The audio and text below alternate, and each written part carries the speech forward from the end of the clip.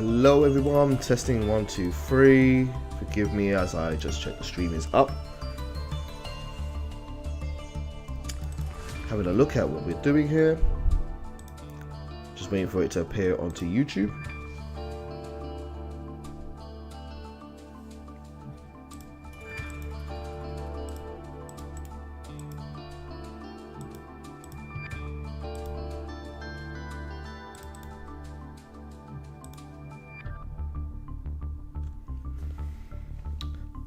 Let's see if we're live. Testing 1, 2, 3, 4, 5, 6. A, B, C, D, E, F, G, H, I, J. And we're up. Okay.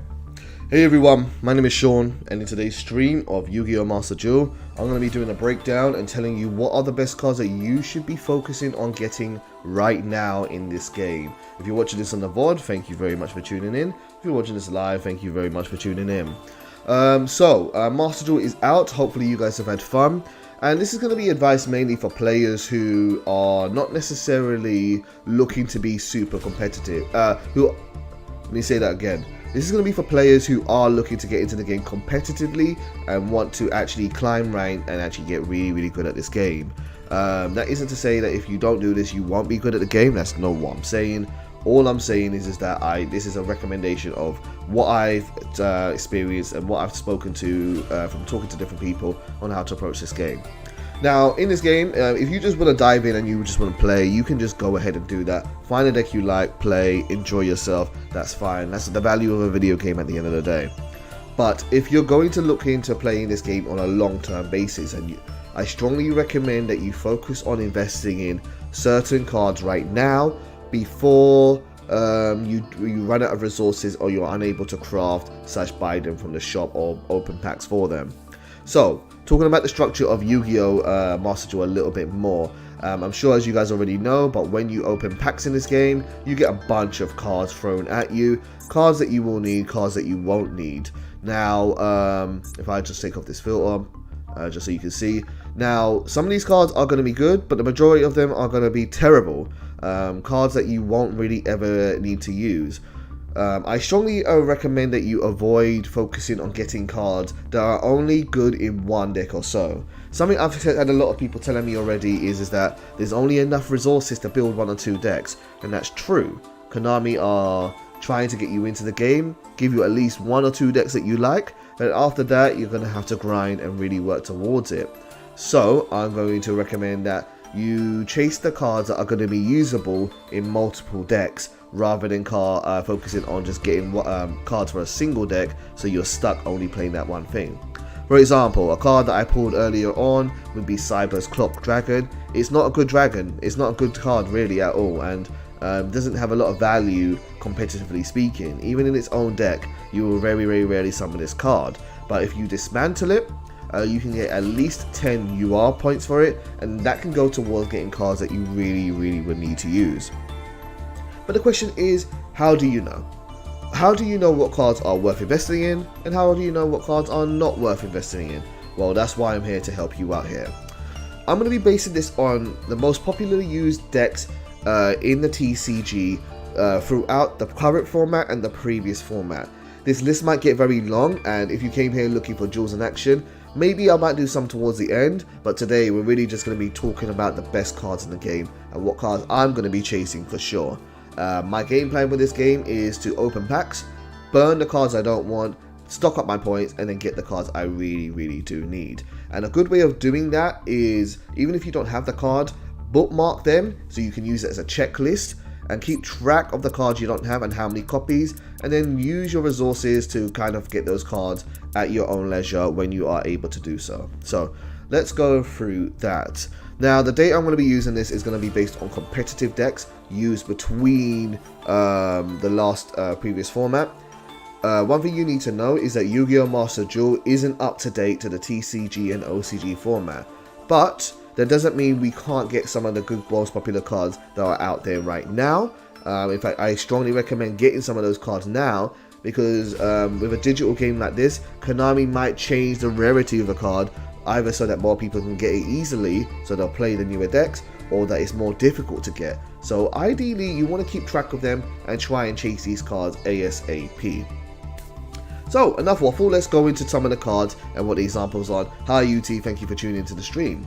So some of the cards that are really good in the game. These are two notable ones because they were not legal until Master Duel. They're legal in the OCG but not in the TCG, and that is going to be Maxi and Vanity's Emptiness. Maxi is a very polarizing card. It's a very dominant card, and ever since its release it has been always used in most decks. Maxi is a type of card which puts combo players in check. Decks that like to focus on repeatedly summoning monsters so you can build a whole board of negates get punished very heavily by a card like Maxi. And it basically says to your opponent, listen, you can spend 10 minutes building your board, repeatedly summoning, keeping me bored, but if I use Maxi, you better hope that you're going to kill me or your board is strong enough to stop me, because I'm going to have 40 cards in my hand to beat you in the next turn. So I strongly recommend getting Maxi as early as possible, particularly for ranked, because these are 1v1 duels and you don't want to go into a duel and realize your opponent's doing a combo that you can't deal with. Go and get Maxi as soon as you can. I strongly recommend it. Right now all ultra rares cost 30, so they're all the same price. So get rid of the trash ultra rares and get the good ones. Focus on getting the good cards. Maxi won't let you down unless Konami decides to ban it and it's too popular. And look, keeping track of duel links, they might take that approach where they want to manage the format in a different way. So Maxi is one. Another card that's really good to chase is Vanity's Emptiness. It's kind of like Maxi as well, but instead of letting you draw cards every time your opponent special summons, it stops special summons. Vanity's Emptiness is great going first or second. You can use Vanity's Emptiness going second, where you set up your own board of monsters, set Vanity's Emptiness, and then when your opponent tries to counter you and they do multiple summons, flip it over and say, you are not going to get a board of monsters unless you destroy this card first. It is limited to 1, but it's still a very powerful floodgate to get. This card will win you games, guaranteed, so I strongly recommend getting it. It will catch a lot of people off guard who are not prepared for it.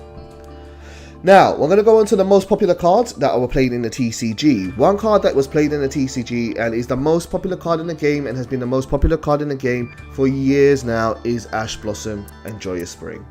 Ash Blossom and Joyous Spring, that's Fusion Destiny. Ash Blossom and Joyous Spring is the GOAT. She has been fantastic because she is such a reliable card. In a situation where you don't know what your opponent's going to be playing, Ash will suffice. Ash Blossom negates any effect that adds a card from your deck to the hand, special summons a monster from the deck, or sends a card from the deck to the graveyard. She is the anti-engine card. People who are playing decks want to get their cards out of the deck. It's just the way the game works. You don't want your cards in your deck, you want to draw them. You want to send them to the graveyard, you want to set yourself up. And Ash Blossom says no. And so you can play this in pretty much every single deck, and this will be relevant for you. So I strongly recommend getting 3 copies of this as soon as you can. Now, 1 copy is given to you in the bundle if you're playing this, watching this video at the time of release. So there is a 10-pack bundle that you can get with a guaranteed version of this. But then after that, you're going to have to pull packs. Well, you can actually go and also actually get it as well manually by crafting it. Again, all ultra rares at the moment only cost 30, so go ahead and do that. Now, a card that I couldn't find in the trunk, but is on the ban list. I'll show you that it's on the ban list. Save and return. Let me go back to the main menu.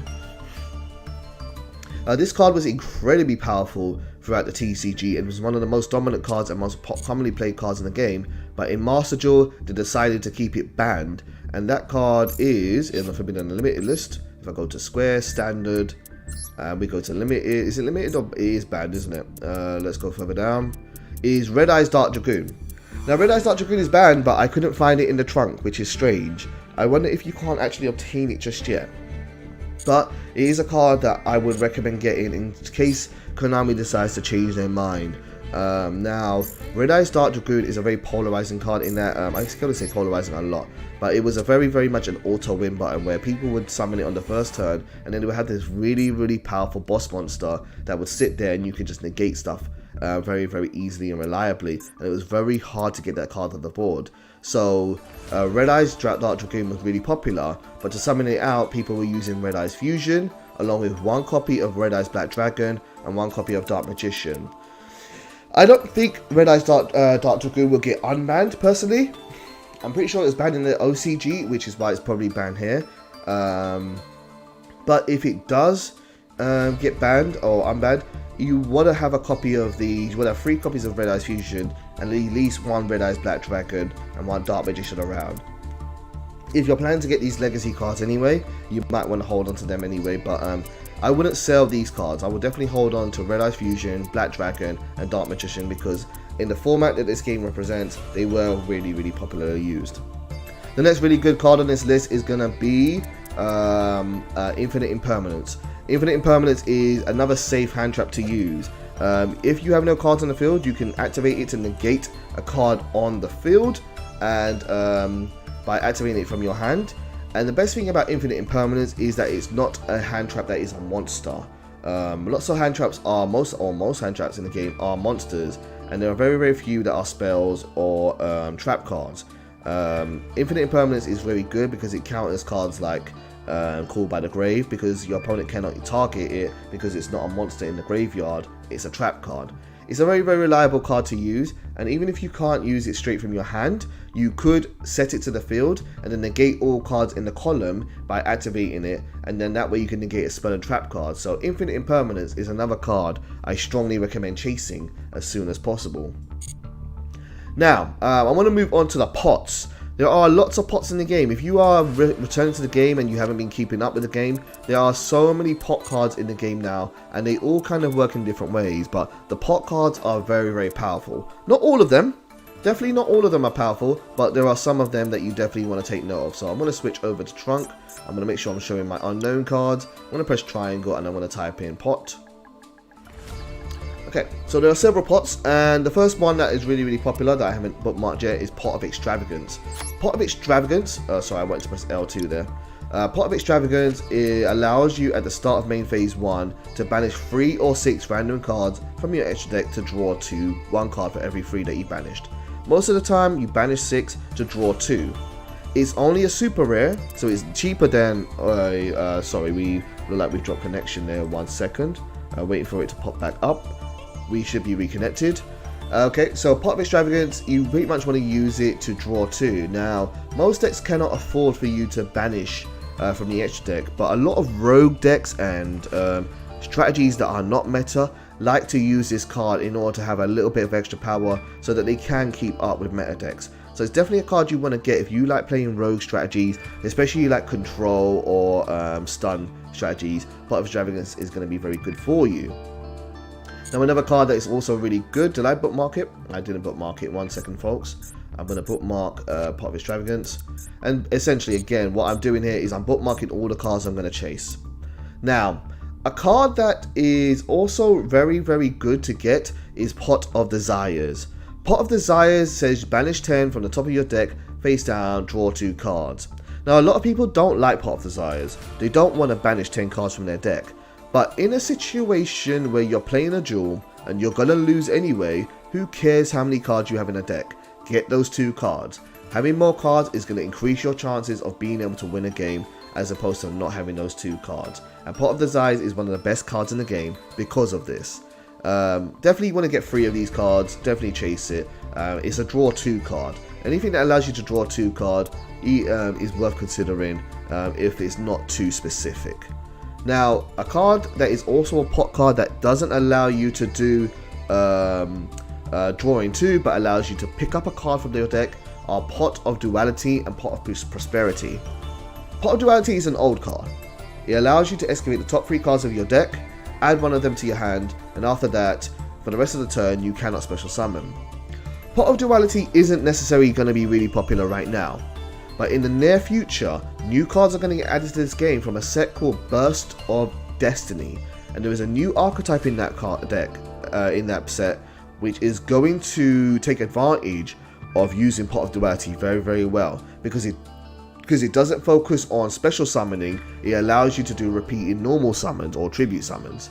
So Pot of Duality is going to be a very good card to get. I strongly recommend, if you're considering maybe trying that archetype out, get it now, hold on to 3 copies. A card that also works really well with it is Pot of Prosperity.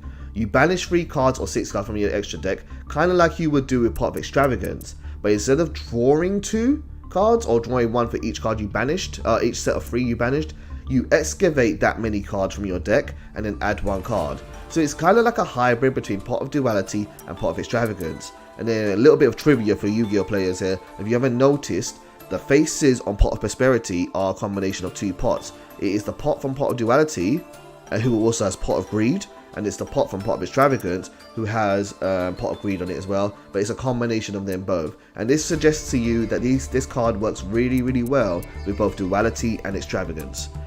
So these cards are all very, very, very good to go and get your hands on right now, because they work in so many decks. So strongly recommend them. They're popular and they're well used in the game for a good reason. We're going to come away from pots now, and another card that I would definitely recommend getting is Solemn Judgement. This is another card that was in the bundle. I do have a copy of it. I did buy the bundle, but Solemn Judgement is your ultimate no card. It is a counter trap, one of the highest speeds in the game, and for half your life points it just says no. Summon a monster? No. Spell trap card is activated? No. It just says negate. In a format where you're playing 1v1 against people, having a card that says no is really, really good to use, because it can save your life, or it can just shut down your opponent at the right time. A lot of players can't deal with an unexpected Solemn Judgement, and I would definitely get 3 copies of this as soon as possible.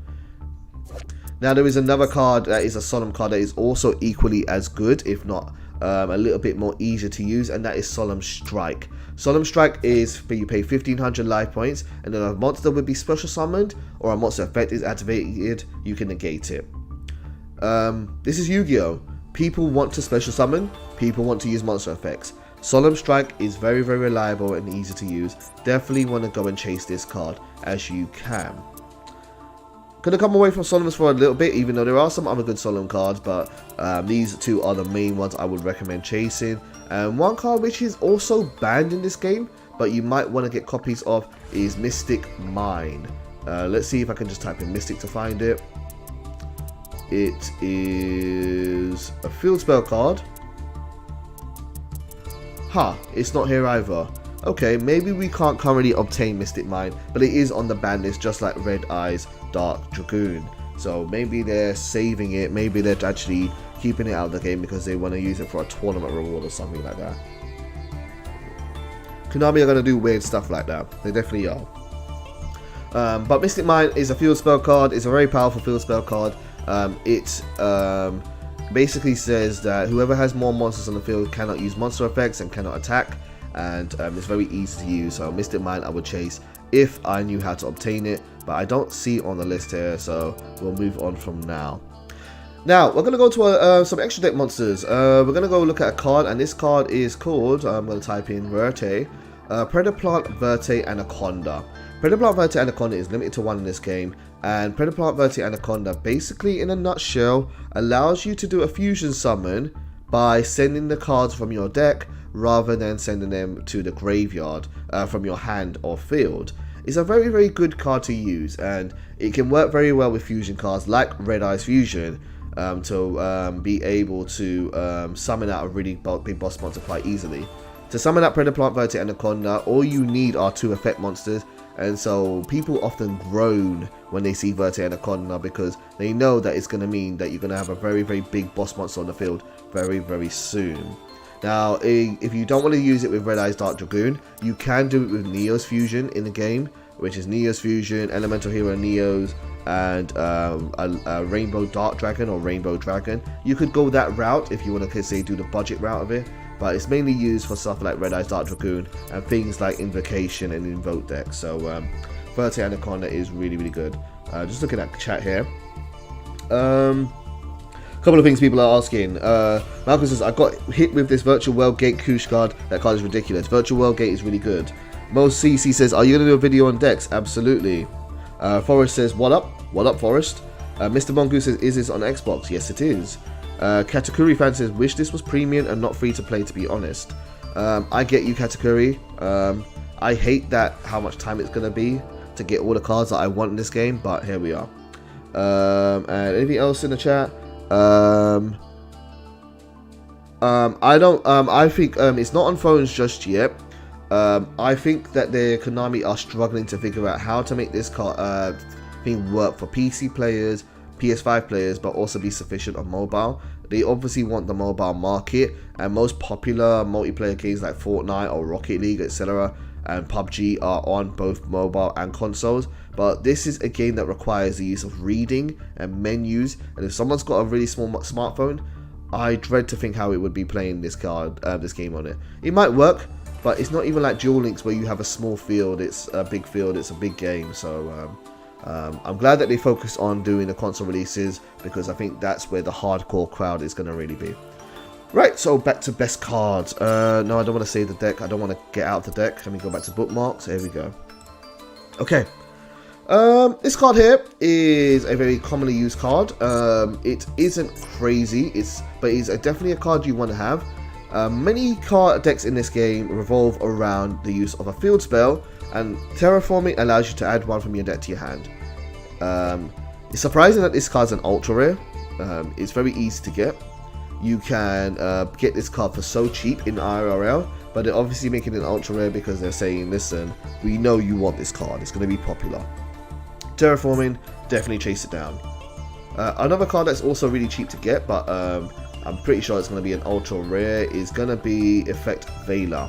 Effect Veiler is like Infinite Impermanence, but it is a monster and not a trap card. You can only use it during your opponent's main phase, or during your opponent's main phase, and you get to negate a monster effect on the field. It's a good card. I would chase it higher priority if it was cheaper than what it is, but if you're going to spend 30 on this, definitely get Infinite Impermanence first.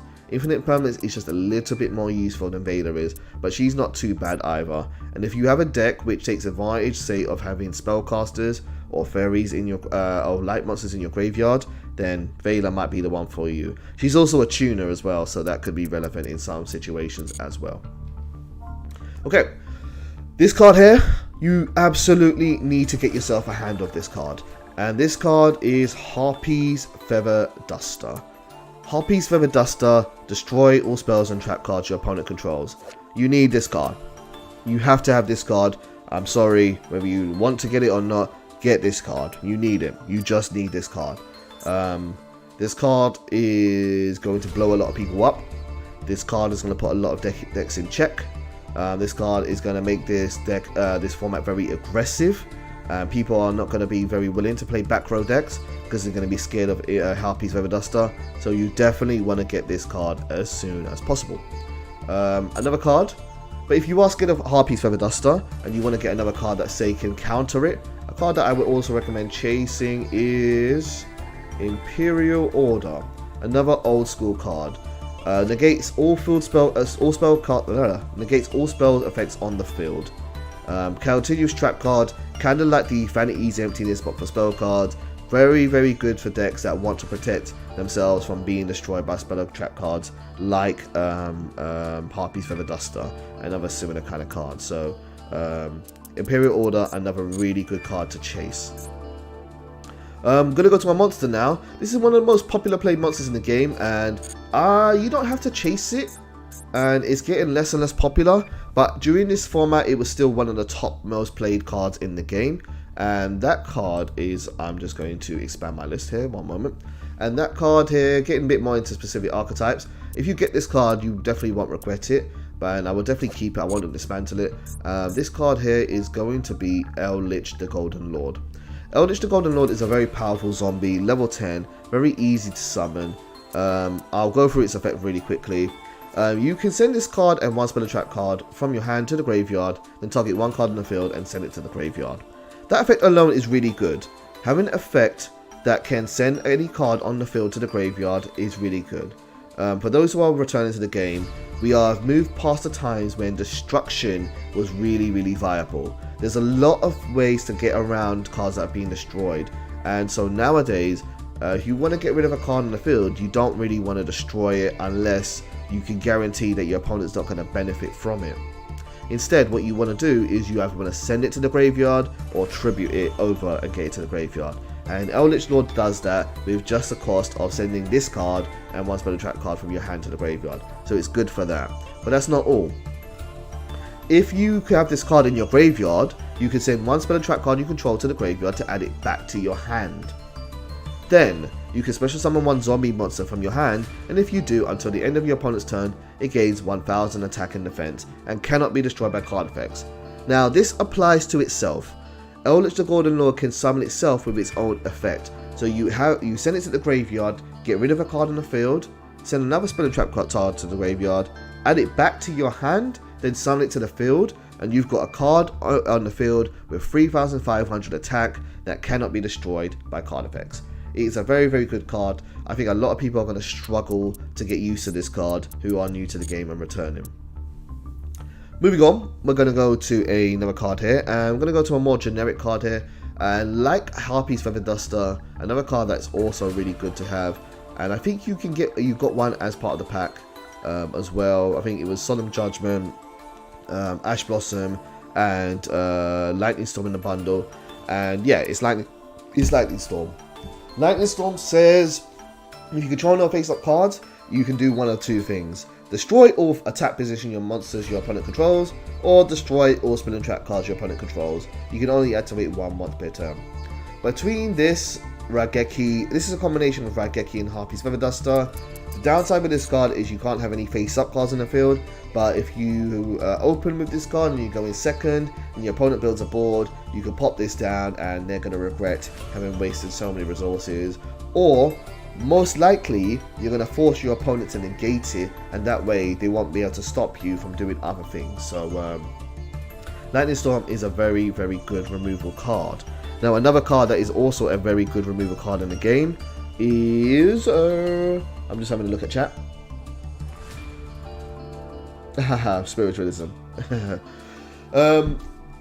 Lightning Storm, as well as Lightning Storm, another card that's a little bit easier to use for removal, but isn't as necessarily powerful or popular anymore. But I really like this card. Is Cosmic Cyclone. It's a quick play spell. You pay 1000 life points, then target one spell and trap card on the field and banish it. Very, very easy to use. The fact that it banishes and doesn't destroy is what makes this card so good. Very, very reliable form of removal, and it's a super rare and not an ultra. So you might want to get this card if you want removal, and let your ultra rares go to some of the more higher priority cards like Ash or Impermanence and so on that are more unique. GX Radar asks, can you talk about a good deck for Joker and Queen's Knight? I'm working on those, and the next deck will probably be Dogmatica. I've never heard of that deck. I haven't played Joker and Queens myself. I would, if you have already got all the cards for that, fine. I would recommend not though. I don't think that deck is very competitive. I'm not saying you can't play it. Play what you want, man. Don't, obviously do what you want. But I wouldn't be able to recommend that many cards for it without doing some research. Dogmatica is okay. Dogmatica is a good engine, and it might be on this list here. But only some of the cards in Dogmatica are very popular, and not all the cards.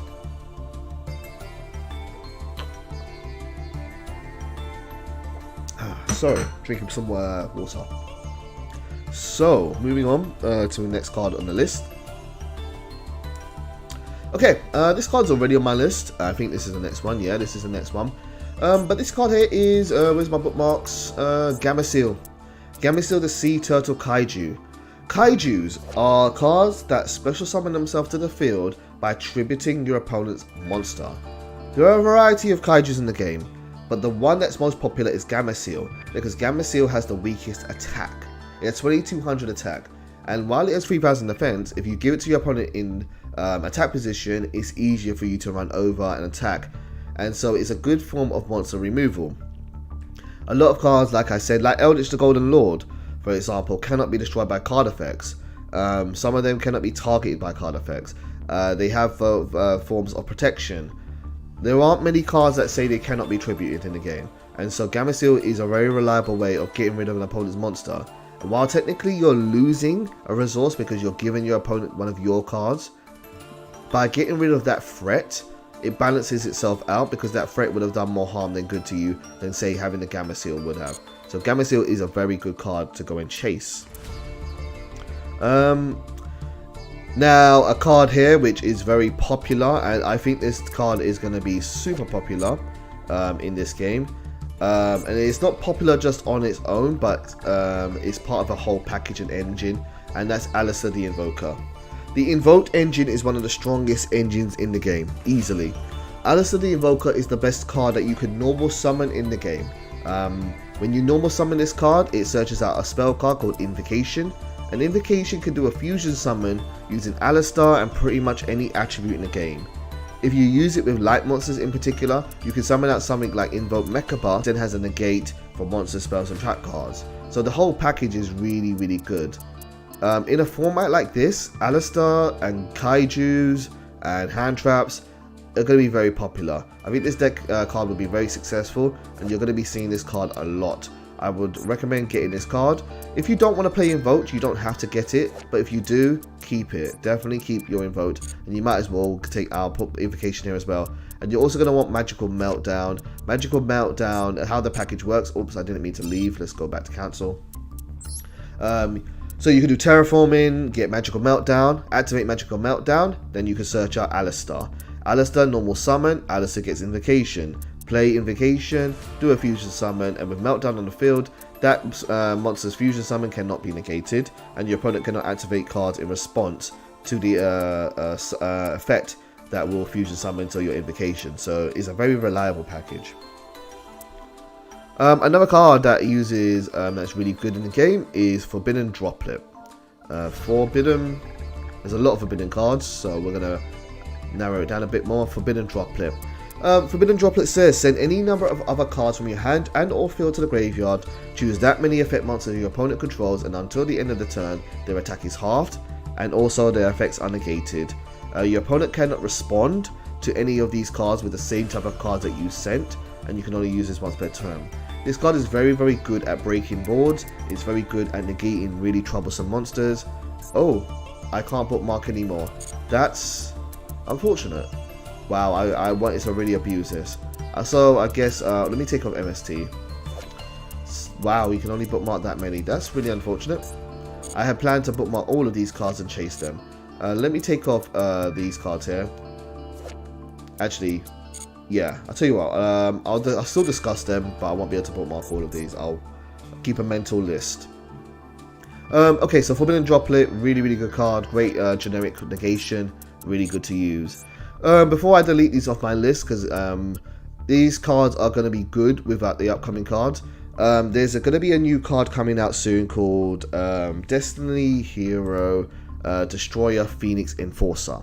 Destiny Hero Destroyer Phoenix Enforcer is a better version of Red Eyes Dragoon. It does a very similar kind of style effect, but it is very difficult to get rid of, and it is very powerful. Now, just like Red Eyes Fusion gets you does the fusion summon by using cards from your deck, Fusion Destiny does the same thing. And so cards that work really well with Fusion Destiny, I'm going to unbookmark this for now, are Destiny Hero Celestial. So if you get this card, it's only a rare, keep on to this card, it's very good for that. And another card that becomes really good with it is also Destiny Hero Dasher.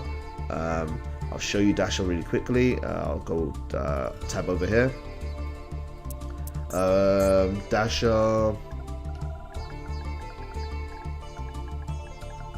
Destiny Hero Dasher. Those two cards are the most popular targets for Fusion Destiny because they're very generic, and they can summon out Destroyer Phoenix Enforcer quite easily. So you might want to get these cards soon. Definitely go and grab them. So man, yeah, sorry, I'm a bit baffled that we can't bookmark more than this. What is the limit here? Is it 6 pairs? 6, 12, 18, so it's 30 cards, isn't it? 30 cards I can bookmark. That's really unfortunate. Okay, so I'm going to take off the Destiny Hero stuff. I'm going to take off Red Eyes Fusion stuff. I'll remember these cards myself. Feel free to come back in this stream, and then you can come and take these lists. Definitely, I could put them in the main deck for now, and I can work out which ones I'm going to bookmark. But these cards are okay. Definitely grab them cards. Another card that I strongly recommend getting that I think is going to be popularly used is this card here, Crossout Designator. Crossout Designator is declare one card name, banish one of that declared card from your main deck, and if you do, negate its effects, as well as deactivate effects and effects of card field or effects on the field of cards with the same original name until the end of this turn. Basically, this is a really good anti-hand trap card. So if your opponent is going to use Maxi, and you have your own Maxi in your deck, and you have Crossout Designator, you can activate Crossout Designator, banish your Maxi, and then your opponent's Maxi will be negated. Now you've got rid of yours, but your opponent's, it's a counter to their interruption. Same thing with like using it with Ash. So if your opponent wants to Ash you, then you can do Crossout Designator, get rid of your own Ash. So it's a really good anti-meta card for the most popular cards that you're very likely to be playing anyway. So Crossout Designator is also really good. Looks like my connection's dropped briefly. It should be back on any second now.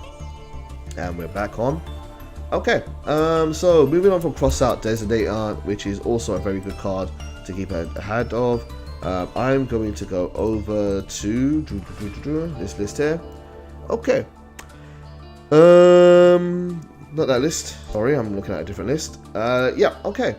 Another card that works out a lot like Crossout Designator that you might want to go and chase is also Called by the Grave. One of my favorite cards in the game.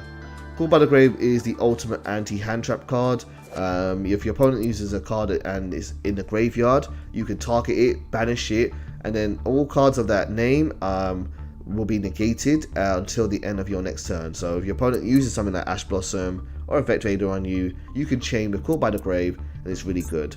It doesn't just work on hand traps too. There are a lot of decks that have cards that activate in the graveyard, and this can shut them down. So you definitely want to get some Called by the Grave. Very, very useful card. It might be less popular than say Crossout Designator will be, but if you don't get Crossout Designator, then Called by the Grave is just as good to have. Konami have limited this card deliberately just so that people will play Crossout Designator more, but in the TCG it's at 1, and in the so having it at 2 is pretty good. I like that. Okay, let's see what other cards are really worth having. So getting to the point of the list now where things get more kind of deck based, and I saw someone in chat who was asking me what cards or decks I should chase. I will talk about that, but for the time being I'm going to talk about the more generic cards, and then I will make some suggestions on what was popular during that format, and I will show you towards the latter part of this video, so or stream. So another card that's generic and that is really popular, and one that is worth getting is Allure of Darkness. This card is really old, but it's a draw 2 and then banish 1 dark monster from your hand. A lot of the best decks in this game are have dark based monsters. So Allure of Darkness just allows you to dig through your deck and get fix your hand and banish cards you don't really need to use at the time. So I definitely would get that. I'm going to pop this boy into the main deck, and I'm going to delete from my bookmarks because he's not really that generic. He's more, you have to build a deck around that card. Same with Anaconda really. So do you know what I'm going to do? I know how I'm going to work around this. There's 30 cards on the bookmark, and so I'm going to call these my staples, my staple deck, and then I'll just save any card that I can't put into my bookmark. I'm going to put them here. Do I have Extravagance in both? Yes I do, so I'll drop it from here. Let's say take that off, and then Fusion Destiny can stay there as a reminder to myself to go and get Fusion Destiny. I'm going to put Alistair here as well, and then we're going to take them out of the bookmarks. Whoops, because I wasn't aware that there was a limit to the bookmarks before doing all of this. Wait. Let's get one bookmark Q. Let's unbookmark this, and let's unbookmark this. Is there anything else that can sit in the main deck? No, everything else here is generic, so they will be bookmarked because I might use them in multiple decks. Whereas these, I definitely would build a deck around them, so I would remember to search for these cards myself. So, back onto the generic list. Next card on our list here is going to be this card was game changing when it came out. One of the best link monsters in the game, along with Verte Anaconda. Verte Anaconda has definitely risen to more popularity recently, but Crystal Happy Fireback is equally just as good. Where Verte Anaconda can do a fusion summon from your deck, Crystal Husky Firebacks gets you a free summon from your deck that is a tuner monster. And the combos that you can do in this game with synchro monsters are crazy. So being able to facilitate a play by getting a tuner out onto the field is really good. You don't even have to just go into synchro summons. Just having that extra monster on the field can turn Crystal Husky Firebacks from being a link 2 to being a link 3 quite easily, and then you can continue your combos from there. This card is going to be very useful. I would definitely recommend going to get him as soon as you can. I think I deleted my Verte Anaconda. Let me go grab Verte Anaconda. Let me put him in the extra deck. Yep, and then Verte can go in the extra deck because those two are very similar to each other. And let's see, Verte can go in the extra. Thank you, Verte. And then we'll go back to our bookmarks. So moving on, I'm just gonna have a look at chat. Regis says, what deck should we focus on first? Yeah, I answered that. I will talk about what decks are popular. Honestly, if you're new to the game, I can answer this right now. Play what you want. Have whatever gets you fun in the game, play it. Honestly, really, really do. The worst thing you can do is burn yourself out in a game like this. And there's going to be times where everybody gets burnt out. But play what you're comfortable with. If you like, I like being competitive. I like, even if I'm making a fun deck, I want it to be as competitive as possible. So I will focus on those cards first, and I think those cards have better longevity. But I would, if that's not what's fun to you, then don't force yourself. Okay, more thing that is having fun. Let's see. Yute says, I'm loving my Anaconda deck. I just need hand trap protection. Yep, Anaconda is a combo deck, and there's a lot of hand traps in this game. This game is going to be very, very, very warped by the use of hand traps. So yeah, I would be getting my hand traps before even focusing on decks, in my opinion. Gaming Genie says, cross out drop from $100 to $30. Yes, it's not. It was incredibly overhyped. It isn't as good as people were saying, but I would get it. I would still chase it in this game. Is there a generic Spellcaster search engine? No, not really. The closest would be the Spellbook engine. That would be Spellbook Magician of Prophecy. And then his cards that go with him, which I can't remember for some reason. Book of Secrets, I think it is.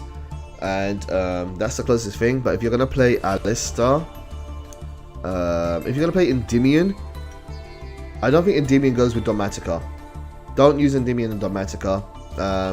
Dogmatica is anti extra deck, and while they're both spellcasters, Dogmatica benefits from sending cards from your extra deck to the graveyard. Endymion doesn't want that. Endymion wants to use their link summons. Endymion wants to use their XE summons. So I don't think they work really well together. Son Goku asks, so to get all the cards mentioned, we either have to grind, craft them resources, or buy them from the game store. Yeah, column A, column B. The only way to get cards guaranteed is by using the crafting materials, and the only way to get crafted materials is by doing content or selling cards you don't need and from the store. So if you weren't here at the start of the stream, I'll say it again. You're gonna get, if you're gonna buy packs from the store, which you probably will, it's all part of the fun of the game. But when you do, I'm just gonna take off this. You're gonna get a whole load of cards that are just no good. Looking at my ultra rares here that I would definitely scrap. Amazoness Princess, get rid of it. Necros of Sophia, get rid of it. Mutant Synthesis, meh, get rid of it. Cyber Squat Dragon, get rid of it. Colossal Fighter, get rid of it. I like Prominence. Junk Warrior, get rid of it. Clearwing Fast Dragon, get rid of it. Silent Honor School. Firewall Dragon, I would, it was errated, so I would keep maybe one, but I would get rid of the others easily. Access Code, I got like 9 of these already. That's probably why I have so many EUR points. Traffic Ghost, get rid of it.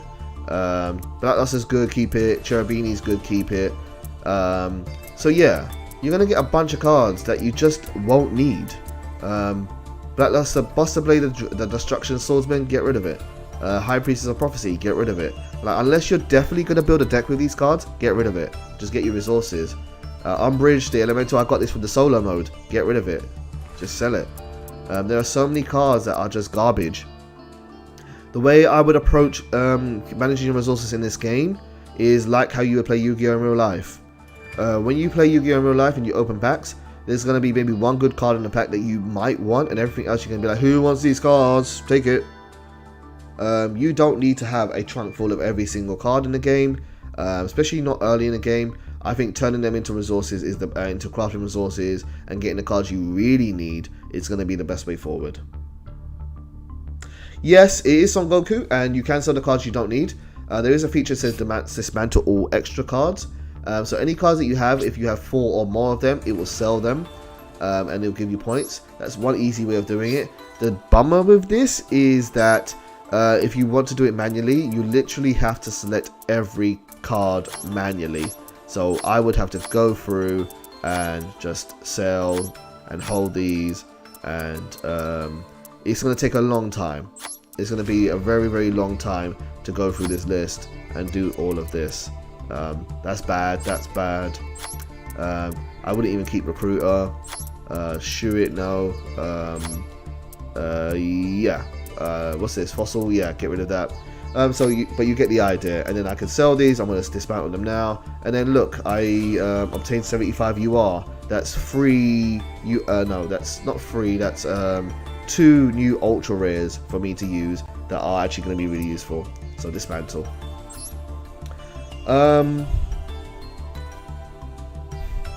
CSI says, have you seen a good way to force activate something at the start of a phase, like at the draw phase instead of in response to an opponent's activation or something, like how you hold A or X in Legacy of the Duelist? No. I will have to keep an eye out for that.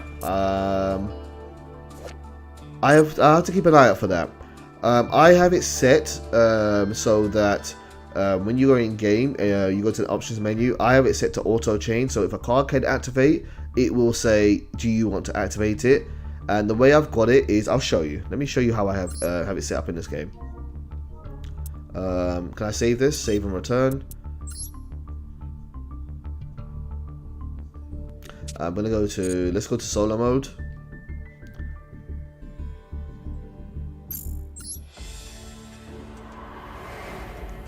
So if I were to go into, say I was grinding solo mode earlier on, if I were to go into here and I were to play, this is the last thing I have to do here. Yes, Son Goku, this is free to play.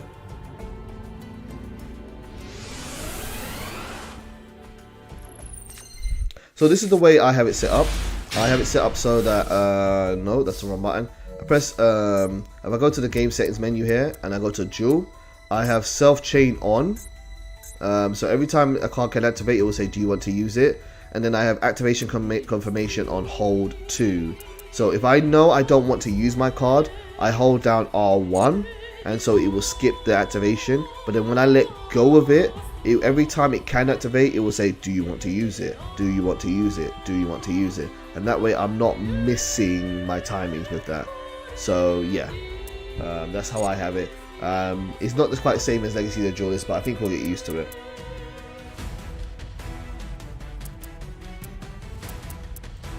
Right, I want to come out of this menu, surrender. Let's go back to our deck builder and let's talk about some other cards that people should be getting.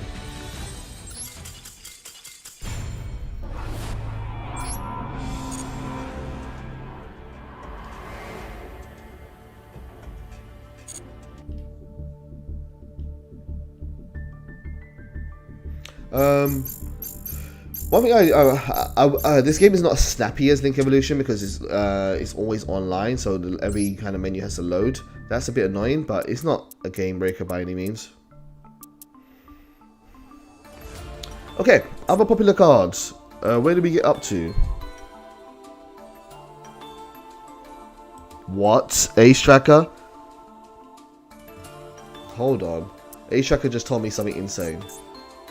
Ace Tracker just said that Upstart L3. Wow, Upstart Goblin is unlimited. That's crazy, guys. Upstart Goblin is a really, really good card. It essentially reduces your deck size from being a minimum of 40 to 37. It increases the percentage chance of you drawing into cards that you really need very, very highly. To the point where at one point in the game, everybody was running free of this card. I will be chasing this card very, very soon. I'll be definitely building all my decks around that card. If you don't want to, I strongly recommend considering it as well. Artstock Goblin, unlimited, stupid. That's really, really dumb. This game's gonna be busted.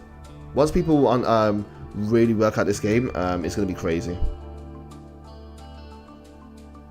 Right, where were we? Wow, I didn't even think about that. That's crowded crazy. It makes me think of a lot of things now.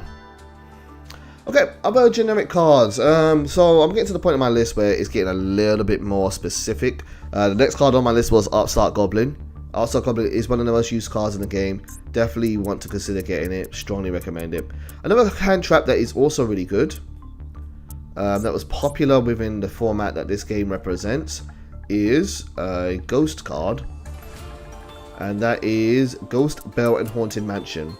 Ghost Belle and Haunted Mansion is the same as Ash Blossom and Joy's Spring, but for the graveyard. So she can negate the activation of a card that will add a card from the graveyard to the hand deck or extra deck, special summon a monster from the graveyard, like Monster Reborn, or banishes a card from the graveyard. The graveyard in this game is just another resource. It's a pool of cards that people will use to their advantage. And not every deck will use the graveyard, but a lot of decks will use the graveyard. And Ghost Belle works against that. So that's really, really good to have. Now, there are some other cards like Ghost Belle that I might as well mention right now that also attack the graveyard. And one of them is Skullmeister. Is Skull enough to search it? No, let me try Skull M.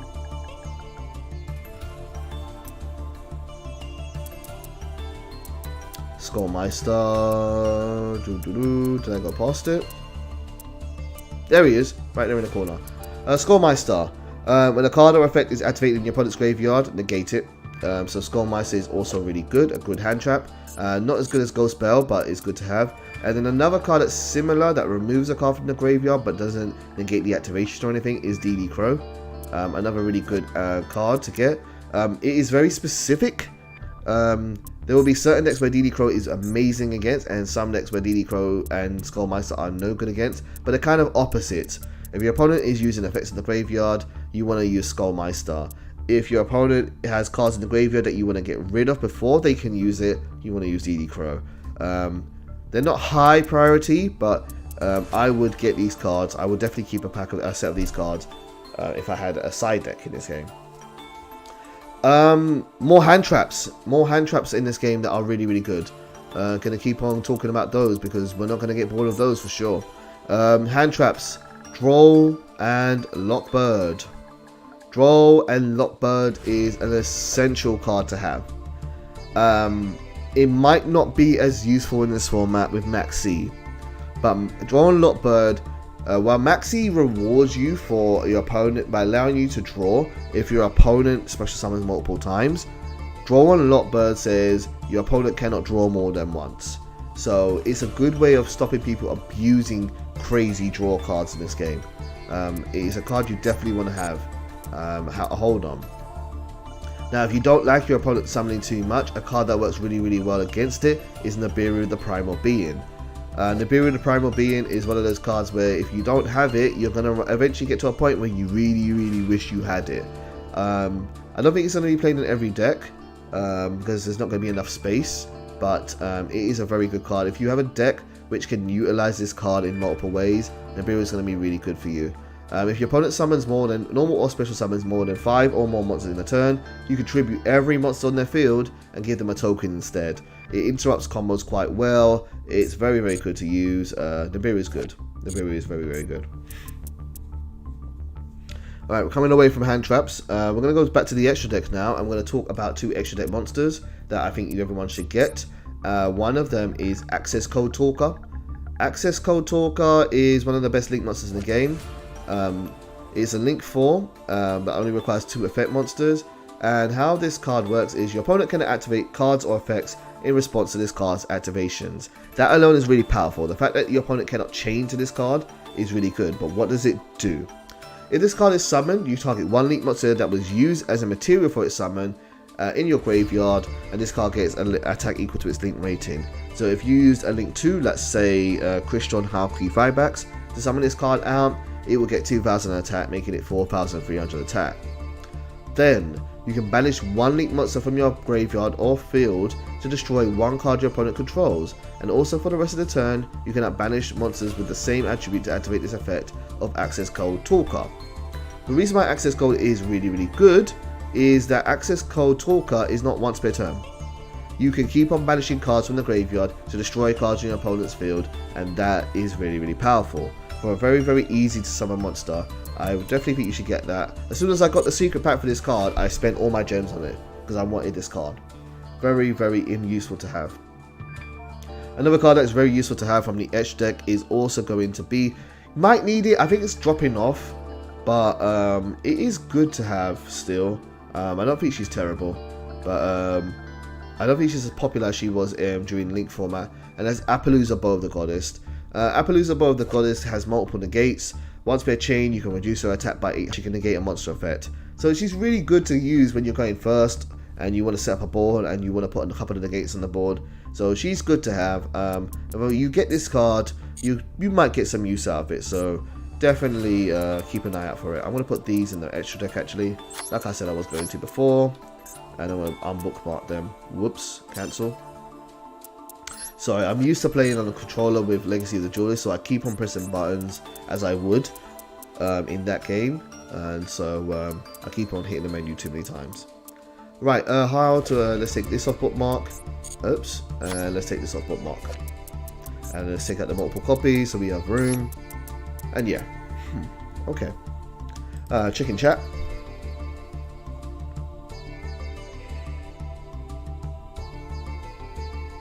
Cool. CSI found out how to do that. That's no problem. Okay. We have come down to pretty much the majority of the generic cards. I mean, there are many cards we could talk about, but they're getting very more specific to gear decks. But there are a few ones that I want to point out to you guys that I think you definitely should always have a hold on. One of them is going to be Super Polymerization. Super Polymerization is a lot like Access Code because it says, once I find it for you, that you can do a fusion summon, but your opponent cannot respond to this card's activation, and you can use monsters on either side of the field to do this. So Super Polymerization can be really good against some matchups to get rid of these, get rid of opponent's pesky card. Not as useful as it used to be, but it's definitely a good card you might want to have hold of. We've already talked about Lightning Storm, we've already talked about Cosmic Cyclone, but if you don't get a hold of those cards and you want something that's cheaper, a very good option to have, definitely still a very good option to have, I wouldn't knock it, is Twin Twisters. Discard one card, then target up to 2 spell and trap cards on the field and destroy them. So if you're thinking to yourself, I don't have enough to buy Lightning Storm right now, or Harpy's Feather Duster, you might want to just go for Twin Twister. It will serve the purpose of why you're putting it in your deck, so it's a good card to get, definitely. Other than that, Monster Reborn. Monster Reborn, I think you get that quite early on anyway. Monster Reborn is a card that pretty much goes into almost every deck, not all the time, but it's just one of the best extenders in the game. It's so easy to use. It's been one of the best cards in the game since the game's initiation and the conception. So definitely keep an eye out for Monster Reborn. If you don't have one, I'm not sure why you don't have one. I swear you just get it naturally by playing the game. But if you don't, Monster Reborn, great card. Get Monster Reborn. Other than that, we can also talk about Foolish Burial. Foolish Burial is a very important card. Foolish Burial is one of the best starter cards in the game, and it works with so many decks just to put a card into the graveyard. And so I would definitely recommend trying to grab a hold of Foolish Burial. I definitely want that card to be bookmarked, so I'm going to get rid of something here. Let me get rid of Skullmeister, because DD Crow I'm not going to be using every deck.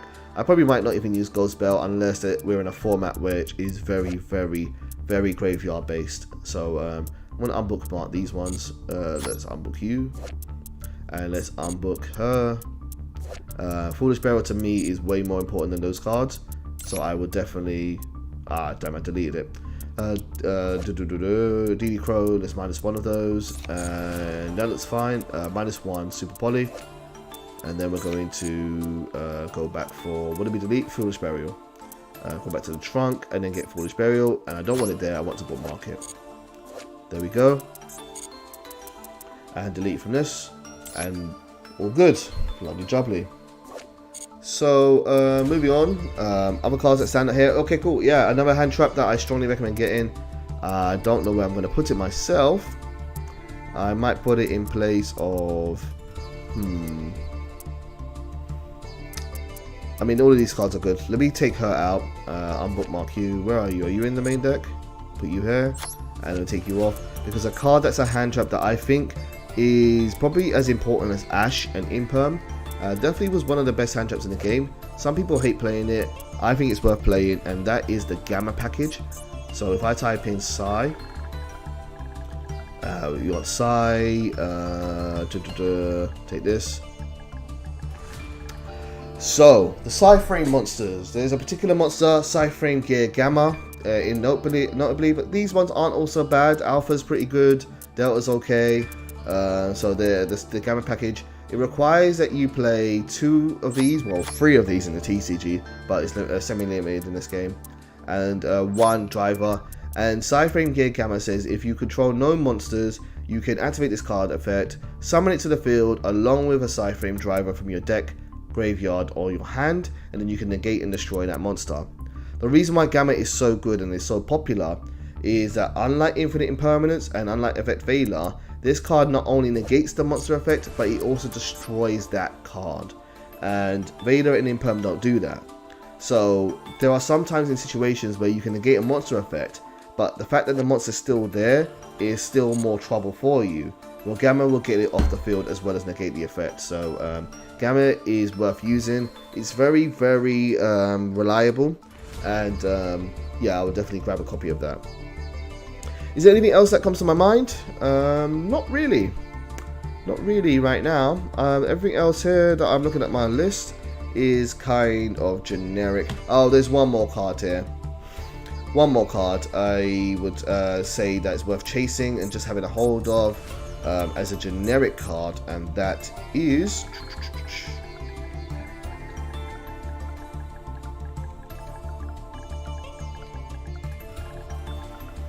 Dark Ruler No More. Dark Ruler No More was more popularly used before Forbidden Droplets was in the game, but Forbidden Droplets has kind of been a little bit better than Dark Ruler No More. But Dark Ruler No More is a normal spell card that says negate the effects of all face-up monsters your opponent controls, and then for the rest of the turn after this your opponent takes no damage. It's just really good to, your neither player can respond with monster effects in response to this card's activation. So essentially it's the ultimate turn off button. You just press it, turn off your opponent's monster effects, and then you have the opportunity to get rid of those monsters. Now, Forbidden Droplet is a little bit better than this card, so if you had to choose, definitely go for that card. But this card used to be really, really popular, particularly in side decks. People really like to use this card because going second against a board full of monsters with negates and shutdown or floodgate style effects can be very, very oppressive and very, very unfun to play against. So Dark Ruler No More was good for that. I'm going to have a look at chat before we go on to decks. What were the most popular decks at this time?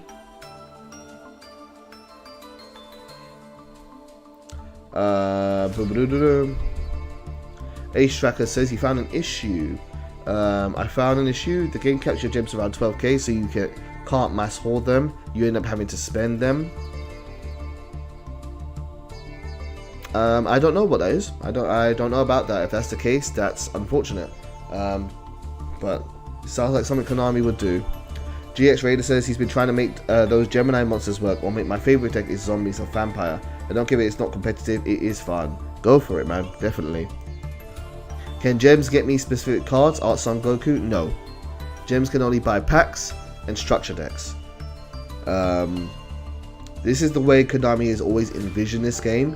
Konami envisioned that people don't have the same decks as each other and don't all have access to all the cards. You play with what cards you have available to you, and so they always promote randomness, but the crafting system is your way of getting specific cards.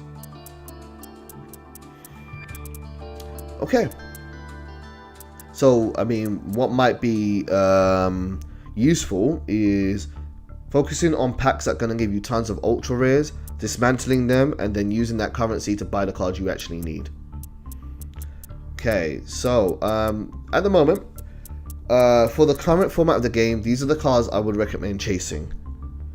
But there is a set that's out now that has completely warped the game and has changed the way we play the game quite a lot. And so what was used to be popular or unpopular before is now really, really popular.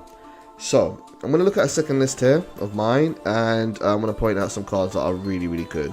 I already talked about Fusion Destiny and how it works with Dark Phoenix Enforcer, but other cards that are new that you might want to save up for. So a card that really rose up in popularity is Dogmatica Ecclesia, but that's a bit more specific. Oh, Metaverse. Yes, Metaverse. Metaverse is really good. Oh, I don't want to change that. Metaverse is a trap form of Terraforming. It was often used with Mystic Mine. Not necessarily used that much anymore because Mystic Mine is banned. So Metaverse isn't going to be useful. But if you're playing a field spell deck, Metaverse can be good for you.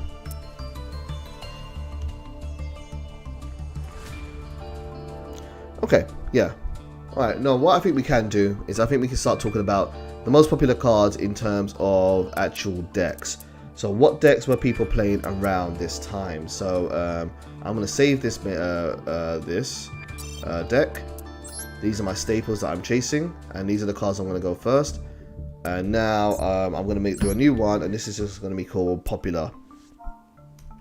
Oops. So what decks were popular at the time, what did they do, and how did they work? And what might you want to build in this game? The answer in terms of what do you want to build for this game is difficult because I don't know how much it costs. I personally recommend chasing staples first before spending all your money on one single deck. So if a deck has got like lots of ultra rares, it's going to be very, very expensive and hard to build. Where my plan is to focus on a cheap deck that will not be so expensive to build, and then go from there. But some of the things that you might want to do and chase off is the Invoker package, which I spoke about earlier in the video, but I'll point it out again. Alistair Invoker, one of the best fusion packages in the game. It is a combination of 3 of these, 2 of those, and 2 Magic Meltdowns. You can play Terraforming and Metaverse as well if you want to. And then this is the best normal summon in the game. That should do quick fusion summons. Searches out its own fusion spell, very, very reliable. We talked about L-Lich. L-Lich is really, really good, and L-Lich is often used. I can't spell right now. L-Lich. L-Lich. Oh, I changed the deck name. That's really annoying to do. Popular. Popular, and then we're going to go to L-Lich. So L-Lich was really, really popular at this time. To build L-Lich, I'm just going to take these off. L-Lich was often run in the package of 2 to 3 Golden Lord. Cursed L-Lam was really popular to use. And then I think Scarlet Sanguine. Where's Scarlet Sanguine? Scarlet Sanguine was often used quite a lot. It's just a really reliable package to be able to get to your L-Lich, the Golden Lord, quite easily. You can run more of these and focus more heavily on the deck. But at this point in the game, people were using it, say, with Invoked as a small sub-engine because L-Lich is a light monster and Alistair loves light monsters. So, quick example of some packages that you might want to use there. Another deck that is really, really popular, and I think it will continue to be popular for a while, although I don't recommend necessarily building it. Well, actually, it's really good in this game because you have 2 of its card. Did I just change the name again? Sorry, I just changed the deck name. I feel like I'm overlapping on search. It's really annoying that that's how you do the same thing twice. Anyway, a archetype that was really good. One of the best archetypes that have ever existed in Yu-Gi-Oh! Is Sky Striker. Sky Striker was one of the most dominant decks from late, I believe, 2017, it was the best deck in 2018, it was the best deck in 2019. Until the game went from Master Rule 4 into Master Rule 5, Sky Striker was one of the best decks. And they banned a lot of its best cards and then they brought them back. Engage is one of the best cards in the game. It allows you to search a card out from your deck and then draw one card if you fulfill the requirements for it. The requirements for most of the cards are having 3 spells in your grave. So Sky Striker is a very, very good deck to do. But it is also a very tough deck to play. This is a professional level deck in my opinion. You really have to be able to think ahead and plan ahead and decide what it is you're going to do. Now if you do play the Sky Striker package, it only requires these monsters in the main deck. And Sky Striker Ace Ray can get you any of the edge deck monsters, which are Kagari, Shizuku, add yourself please, Kaine and Hayate. We don't really use Zeke, but you could do that too. And it just provided you with a really good toolbox. One card that was really good for the Sky Striker deck was Widow Anchor. It is a card you can search out and then it can negate a monster effect on the field. And if you don't want to do that, like Infinite Impermanence and Effect Veiler, and if you have 3 or more spell cards, you can actually take your opponent's monsters. This card wins games. Steal your opponent's monster, attack with it, go for game. This deck archetype has monster removal with afterburners, and then it can destroy another card on the field. It has jamming waves, which can destroy face down cards on the field. It has Eagle Booster, which can protect its cards from being affected by other card effects, which is really annoying to deal with. It has Graveyard Manipulation to get rid of cards in your opponent's graveyard on demand. It has a great field spell that can search out its monsters. It has also got Multi-Roll, which is at 3. Wow. Having 3 Multi-Roll is stupid. Multi-Roll is a card that says all the spells you use this turn, get them back from the graveyard. Just use them again. They'll be banished the next time you use them, but that's fine. It basically doubles how many spell cards you're running. That's crazy. That's absolutely crazy. This deck is going to be very, very powerful, I think. It's been power crept a bit, but it's still very, very good. If you were going to invest in a deck, and it's cheap too. Look how many rares we've got here, guys. Ultra rare, these 2. Kagari's an ultra rare, that's 3 ultra rares. The rest of it is rare, a couple of supers. This deck is very cheap. This might be worth investing in, although I would be careful about investing in too much right now. Definitely do be careful of that. There's going to be a lot of new decks coming that are going to change the game. Other decks that are worth investing into, if I can empty the deck. There's no empty deck button, by the way. That's something I hate. Just have to do it manually. Mash. Okay, another deck is popular, but isn't definitely. This used to be one of the best decks in the game. It's been power crept. Oh, did I change the deck name again? It's annoying.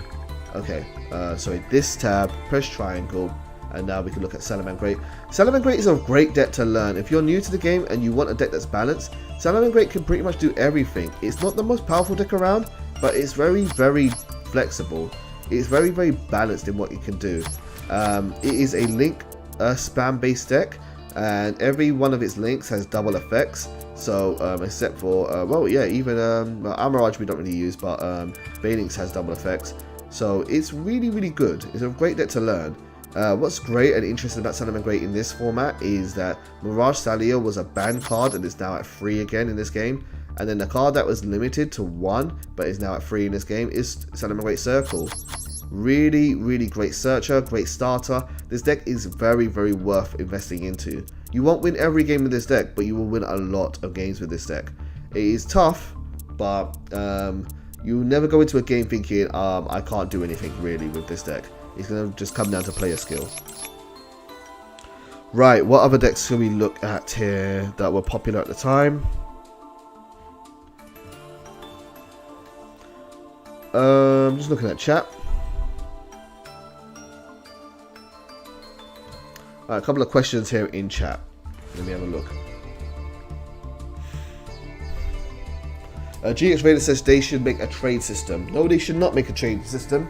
If they make a trade system in this game, it will lead to real money trading, and you'll get websites that will sell you cards or currency for the exchange of real money, and it will create a black market or a grey market, and that will lead to a lot of corruption.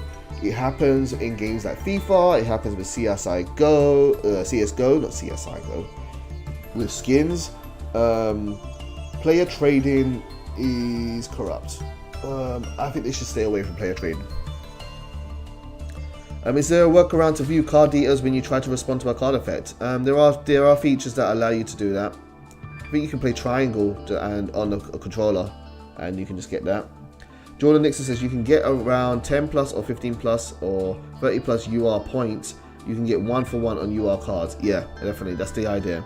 Trade your bad URs for good URs. So are the cards at GX Radar also are the cards that are more popular in the game is because of the support this game introduced? No. This is based on tournament results. This is based on what people were playing at the time and what people found to be the best strategies. Son Goku says, so gems are for card bundles, focus on ultra rare bundles to dismantle UR cards to craft specific cards I'm looking for. Yes. Again, I'm still very new to this game, but having spoken to people who, I mean, in the last 24 hours, I've been to work, done my shift and whatnot, and I know people who have been grinding this game, streaming it for hours, and they've given me some heads up and said this is what you might want to do. Yeah, so he said treat it like real life. Ace Tracker says a fun hint is when you make a super rare or higher of an archetype, you unlock the secret rare. Yeah, absolutely. That's a part of the game. Son Goku says 6k gems. How the fuck you get 6k gems? Easily, just play the game. You would get that a lot. Solo mode gets you a lot of gems. The missions get you a lot of gems quite early. They're going to throw gems at you quite early on, but then you're going to burn through them quite quickly. The Golden Pass, I think it will get you a lot of gems, but I want to maximize my Golden Pass as soon as possible. Stream is dropping. We're just going to check the connection, and we are back.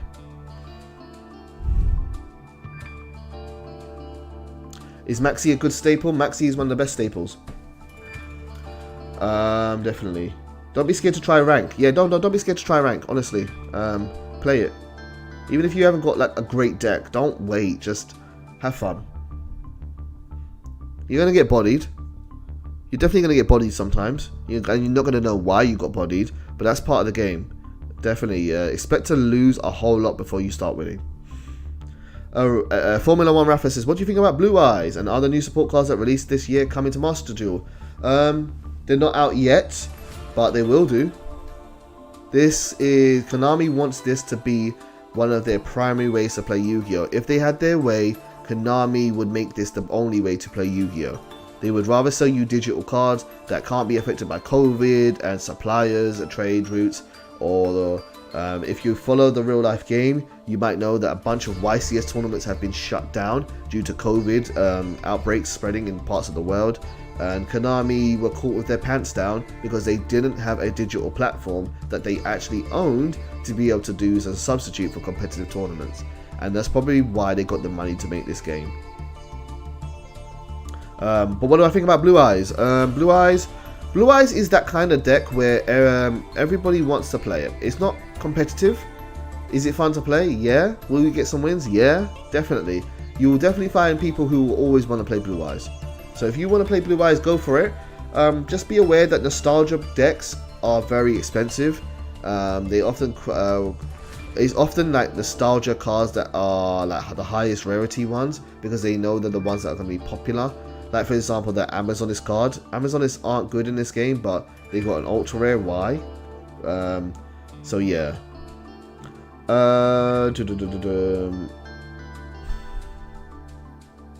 Vanity says I'm rocking Prank Kids with Colossal and I'm in need of another deck. Any suggestions? The ones I'm going through right now might be some suggestion. I think it might be worth waiting for the next couple of decks to come out. I think what's going to happen is people are going to rush to build decks in this game, and they're not going to have a stockpile of resources. And then when the new sets come out, Tenny, Sword Soul, for example, those are going to become the best decks in the game, and people are going to have nothing to buy them.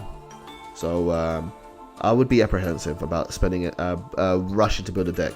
Stick with Prank Kids and hold on to your resources for as long as you have fun for. Is there a way to activate cards at the end of phases? My settings seem not to allow me to. I don't know. I imagine there is a way, but it might be tricky. I'm not 100% sure how to do it. CSI saying, I'm wondering how well updated they will keep this game. Very. This is a free-to-play game. They are going to want you to keep on coming back, and so to do that, they're going to be regular updates. I imagine that at least every 3 months, there's going to be a massive new set coming out. If they're like most gacha games, they're going to do a format of every 2 weeks at least. There will be some kind of event in the game. It could be a new set of cards. It could be a new structure deck. It could be a new tournament mode, or it could be, say, a new solo mode or new missions. And they're going to encourage you to come back and play as much as they can. So I think this game will get updated a lot.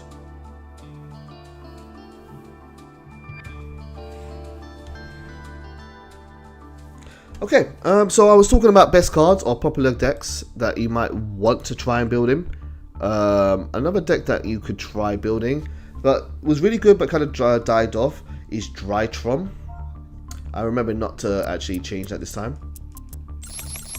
It might be worth learning like Drytron at least. I wish there was a way to just rent decks in this game, so you could just learn them and see if you like them before buying them. But the best you can do is copy them. But Drytron is a ritual based deck. It is powerful. It has a lot of great generic rituals. It's fun to play. But it's nowhere near as crazy as it used to be. But it is there. That's another deck you might want to try. One of the decks that I would strongly recommend building if you want to get into this game competitively, one deck I would strongly recommend getting your hands on is Tri-Brigade. Tri-Brigade are really good, and they're going to continue to be really good for a while. They're one of the best decks in the game right now. They're very easy to run. They're very generic, very easy to splash with other Beast Warrior style things. Tri-Brigade Zoo is really good. Tri-Brigade Lyrilisk is even better. Tri-Brigade is really good. Definitely think it's really good. Another deck is Virtual World. I'm only giving rough examples here, by the way, of cards. I will go into specific builds later on, and sample deck lists that you might want to try. But Virtual World is a synchro based deck with some XEs as well. It easily puts out rank 9s. Any deck that can put out multiple 9s is really good because it can go and summon out Calamities.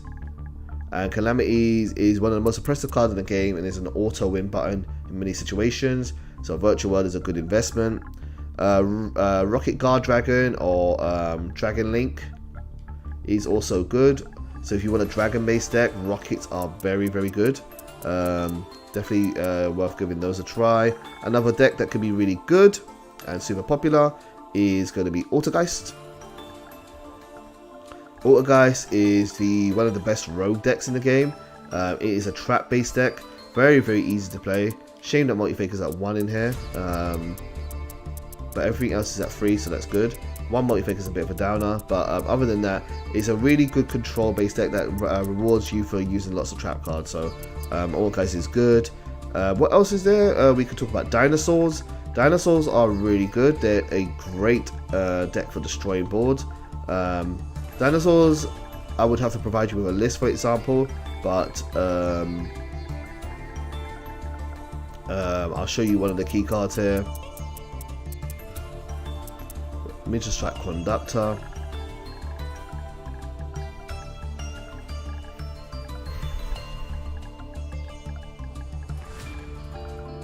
Ultimate Conductor Tyranno is a very powerful card. Just requires 2 dinosaurs in your graveyard. It can flip all cards your opponent controls down on the field, and then you could just destroy them, or you could just attack into them and send them to the graveyard for 1,000 life points. It is very good. Dinosaurs are good. Dinosaurs are good to invest into. Said Drytron, Dogmatica. Yeah, Dogmatica invokes Shadow.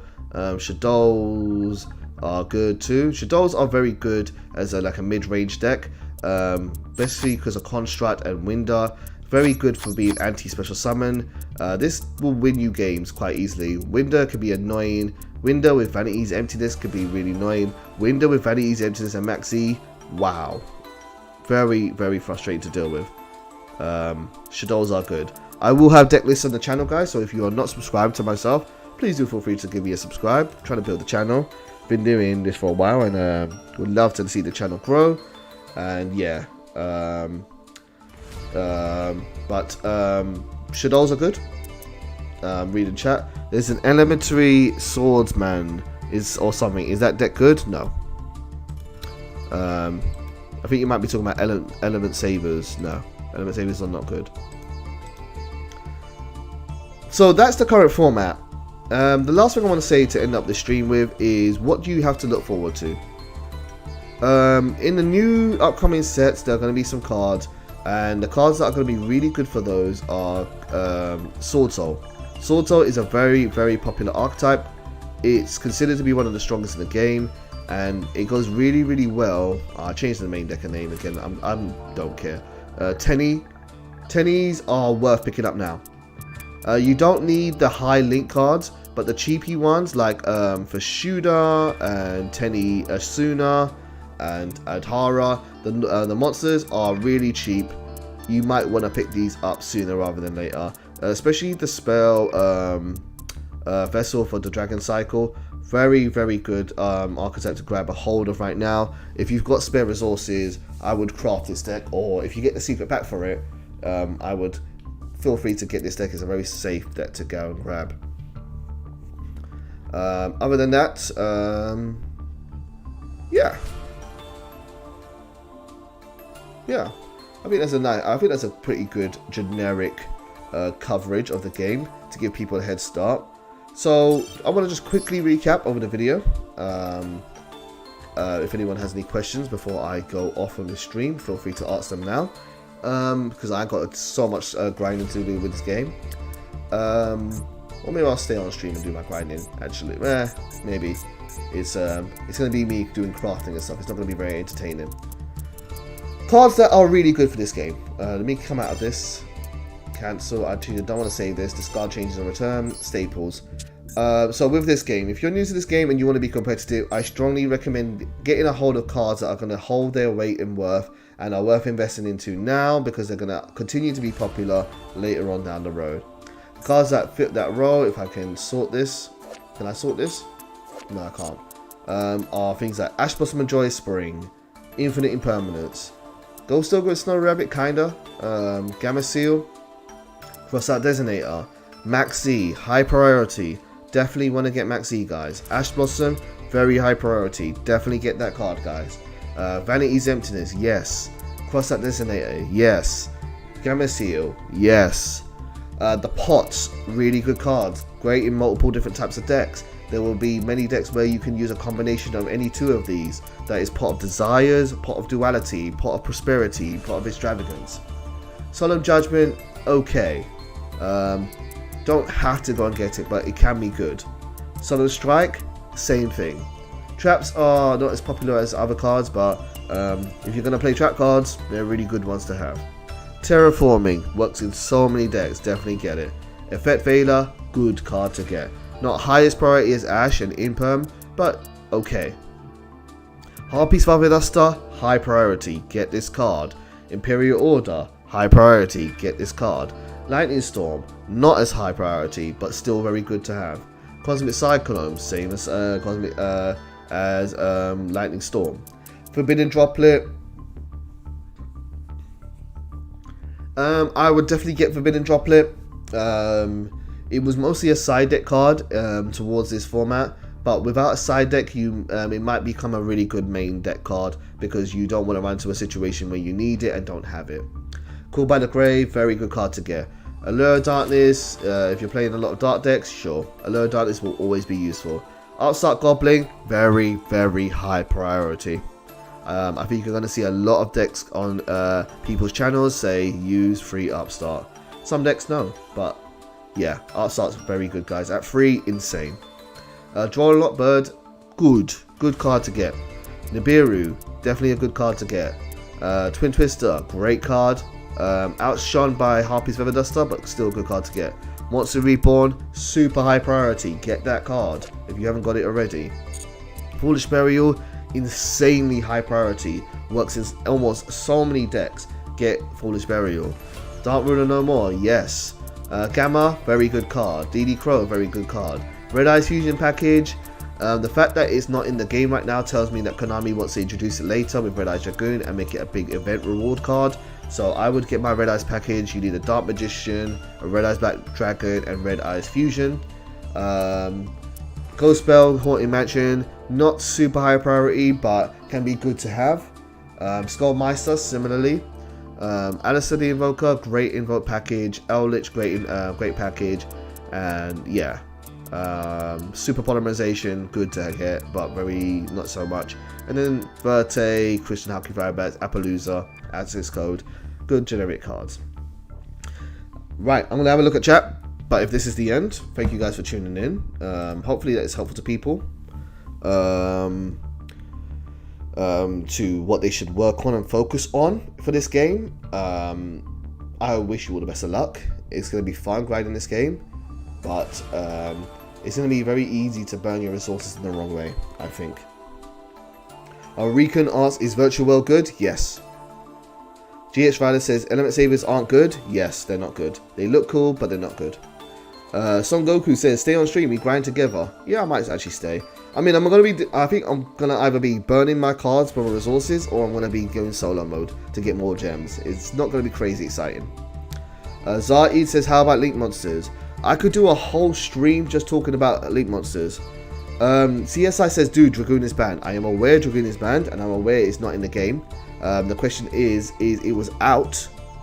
It was out in the OCG for at least over a year, and it was out in the TCG for a year by this point. Why have they not put it in the game? I think the reason why they haven't put it in the game right now is because they want to use it as a reward. They've said that they are going to be events that they're going to have people participating in, like any mobile gacha game does, and they're going to need cards that people are going to want to chase.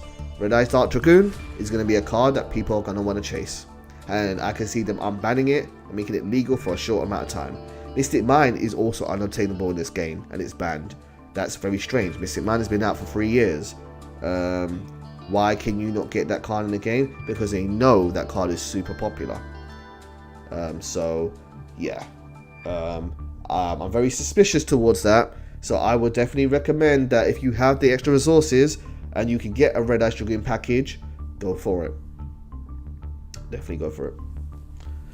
Okay, wow, that was a lot of talking. I guess I'll chill out for a bit. Like I said, this part's not going to be too entertaining. This is just going to be me. I've got so many cards to burn and grind through, and I kind of want to go through solo mode and get all of these. I might edit this video afterwards so that people have a reference point, or I might do some timestamps on this stream if the VOD is up. Let me check if there was a VOD saved from yesterday's stream. Let's see, go to YouTube.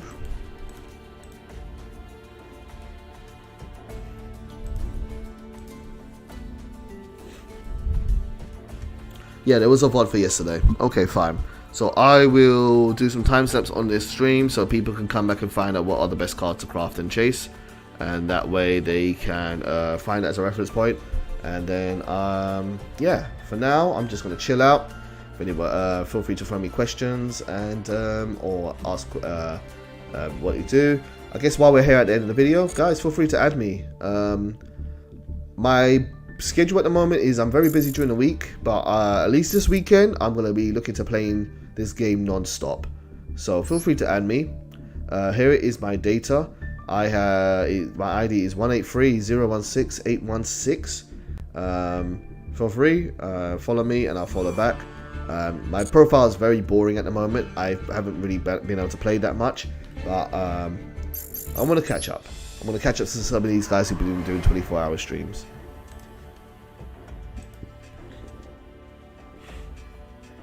By the way, if anybody joins late and wants me to go over what the title of this video is about, feel free to let me know. I'll be happy to give you a quick recap. Yo, Jay, how you doing, man? GH Raiders trying rank now. Cool. Zaid says, I really wish solo mode duels weren't mirror matches. Yeah, Yeah, but there's going to be people that say the opposite as well. Some people, they want to use pre-made decks. They don't want to always do that. I'm not one of those. I would rather just use my own deck. But I understand why it's here. And hey, Sakuzio, how you doing, man? So my last thing was, I was doing Warriors as Elemental Lords. My main deck is garbage. I should have a look at that, by the way. In fact, you know what I'm going to do? I'm actually going to do sort out my trunk. Because I bought a bunch of cards. And I've got so many cards I need to sell. My current strategy at the moment is to only buy packs of 10. Because you get a higher rate on packs of 10. And so that's what I've been doing. I was currently grinding out... Where is the one I was grinding? Has it gone? Oh, I think it's gone. I hate the secret pack thing. How it runs out of time. So I was grinding out a set with access code Talker in. I got like 9... Oh, it's here. Soldiers of the Storm. So I got like 9 access code Talkers. But it also has Signet Mining in this thing. And I kind of wanted 3 Signet Minings. So it's the only card I need. But I think if I could show how many cards I own. So I pretty much have at least one of everything here. I could build a Cyburst deck, a Coda deck, but a Coda deck's not going to be crazy, but it could be better than what I already have. So there is an option. I sold these. I already had 3, so I did have at least one of everything in here. But I want 3 Signet Minings. They're good for Salaman Greats. But because I have most of the Ultra Rares there, I want to go for something else. Is this Burning Abyss? Oh, I would love to build Burning Abyss. Such a reliable deck, and it's cheap too. Magical Musketeers as well. Yeah, don't really care about Musketeers, but Burning Abyss is fun. Can't use your own in solo mode. In some parts of solo mode, you can use your own deck. Yep. What's this? Sword of the 7th one. Oh yes, that. No. Witchcrafter is pretty good. They're fun to do. Let me just go through each of these and see what's in these cards. Right, start off with this. Is there any cards I want to chase in here?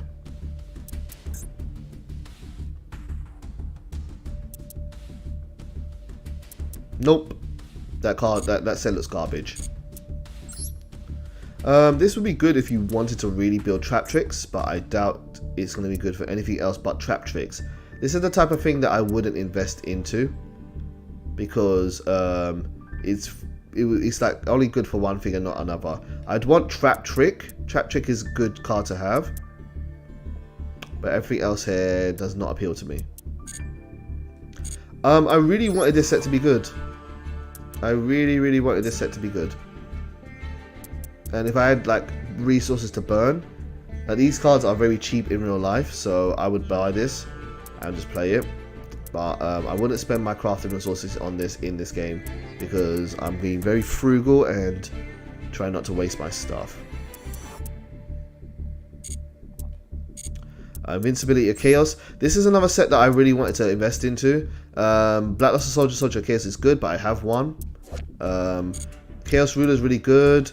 This set also has Chaos Valkyrie. It has Chaos Space.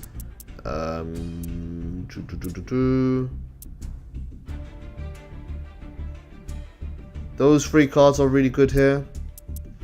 The rest of it, this card's kind of good. If I was building Dragon Link, maybe. Future Destiny, Future Fusion, and no, it's Fortune Ladies. Yeah, this is a garbage set. Build it if you want to, but no, I wouldn't spend my resources on that.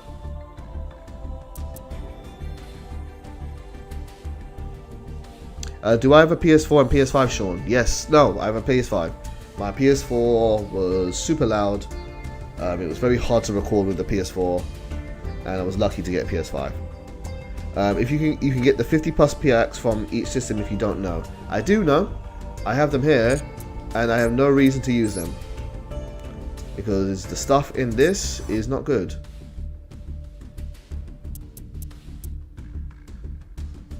Just a bunch of old cards. They're not even the good ones.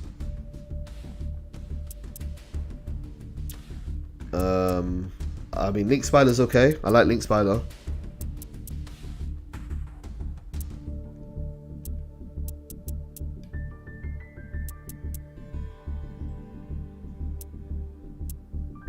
Yeah, I wouldn't.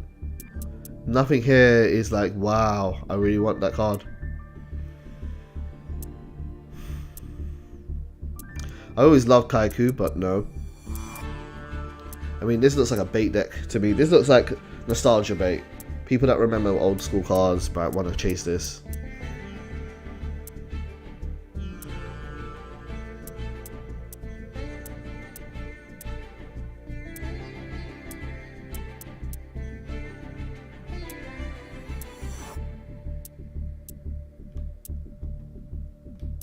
No, nothing at all.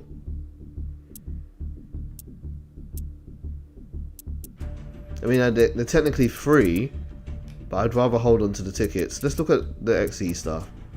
Some of these used to be good. They did used to be good. Nowadays, not so much.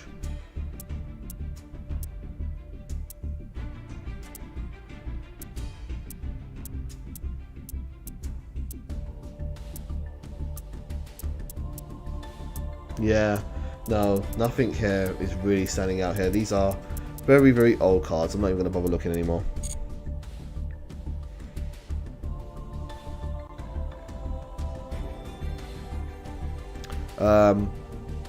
I'm probably going to hold on to these and wait until there's something else to spend them on, and then use them.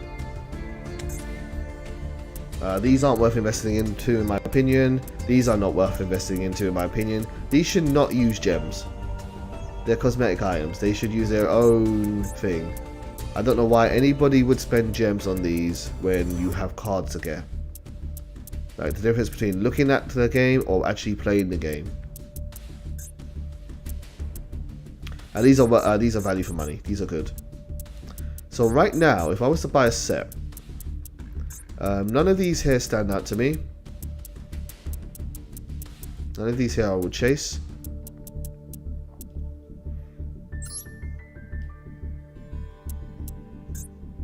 Does this have the 4? No, this doesn't have the 4, so I wouldn't necessarily buy this one. There's a lot of good cards here, but there's also, it's part of the big pool. Or is it just 80 cards? Oh, this is just 80 cards. So if I was to invest in this set, how many ultra rares are there? 1, 2, 3. Oh, I could just press ultra rare. So this set has 10 ultra rares. So even if I buy this, I could dismantle it and then focus on the secret sets.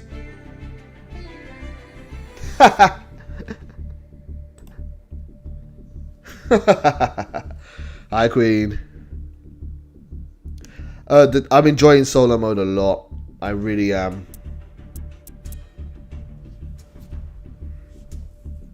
Really, really am.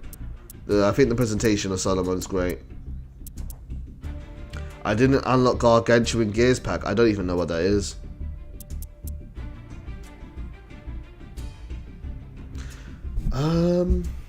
Yeah, okay, I'm gonna buy some of these.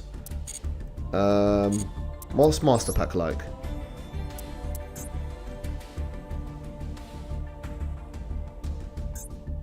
Yo, Queen, are you off work? Like, you're not working tomorrow, right? Ancient Gear Pack. I haven't done the Ancient Gear storyline yet. If they have one, no, I didn't get it yet.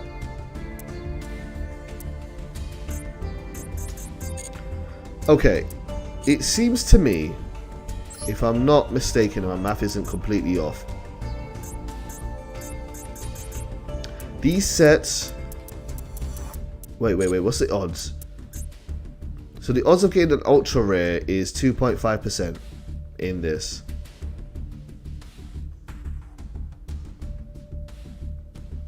Okay. And for this set, what are the odds? By the way, if you don't know why they put the odds in here, it's a legal requirement.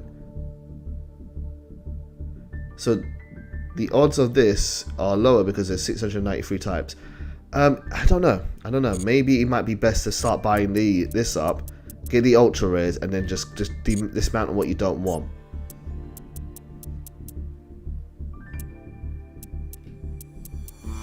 I'm gonna do it. I'm gonna buy this set.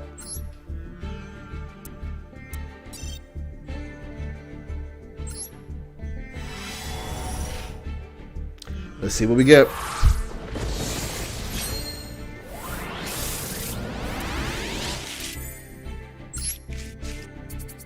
Got Ray. I like Ray. Shadow Mist is air. Alistair the Invoker Madness, sure.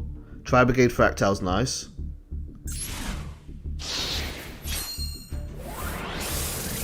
Yeah, Jay. Seb told me to do Bird Up as well. I was talking to him earlier. Yeah, Thunder Dragon Dark. Thunder Dragons used to be really good, but not anymore. Is Colossus legal? Yo, if Colossus is illegal, you're working until 8 tomorrow. Okay, so you've got to get up early and stuff. Okay.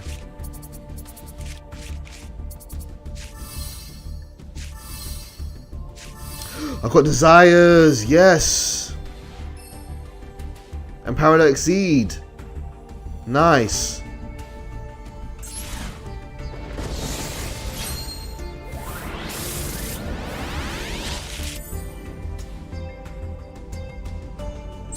Wow, Colossus is legal? Dude. I might bring back Colossus. Galaxy Soldiers, whatever. Thunder Dragon's nice.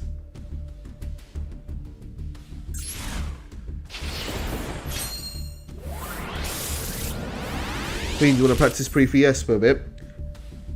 We can get a head start on it.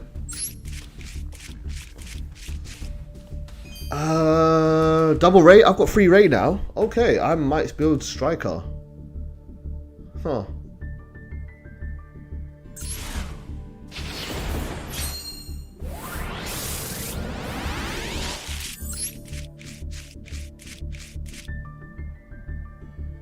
I've got 3 Thunder Dragon. I've got 4 Ray now.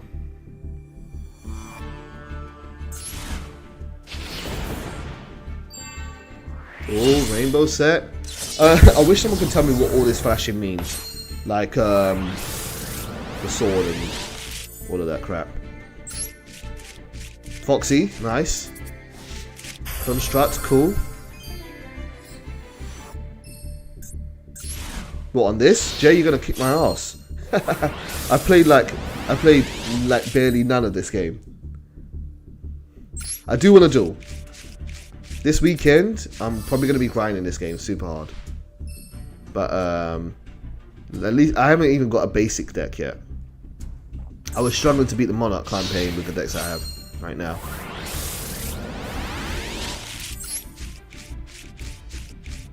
Yeah, that was a bad set. That was terrible.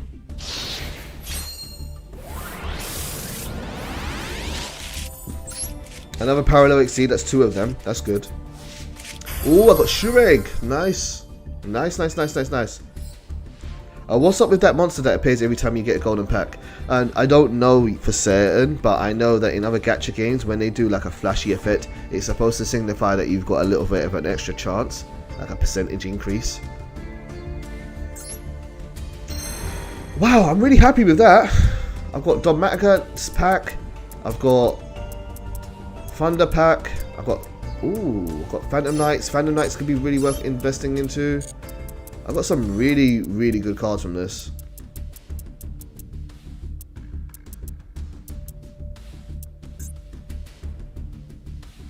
Secret packs. Let's have a look what we got.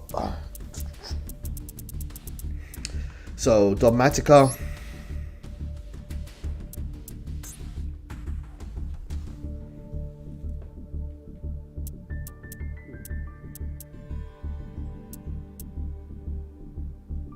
Spriggans are bad. I don't think Spriggans are good. Where's Ecclesia? Ecclesia's great. She's only a super rare? Nice. Why is Shureg in here? That's random. The Deer Servant at 1. That's what kills this engine. I might not use it. Shadows. I would love to get Shadows. If it's cheap. It's a deck I know how to play quite easily.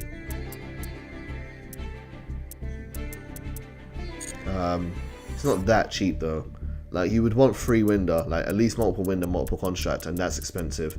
So that's the kind of thing what I mean. Like, I wouldn't chase these ultra rares because they're not high priority to me because they're not staples. They're good for that deck, but not good for every deck. And these decks are good. Oh, Colossus is at 1. They're still good though.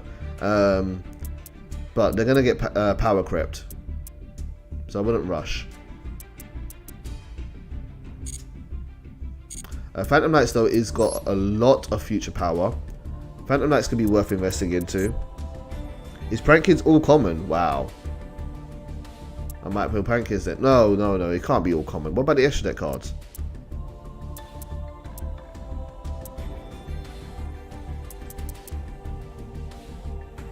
But this is expensive. A couple of super rares. These are super. That's a super.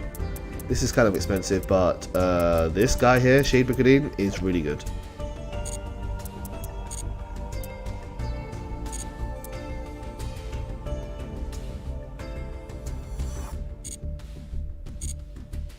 Yeah, of course the extra deck monsters aren't cheap. That's where the money is.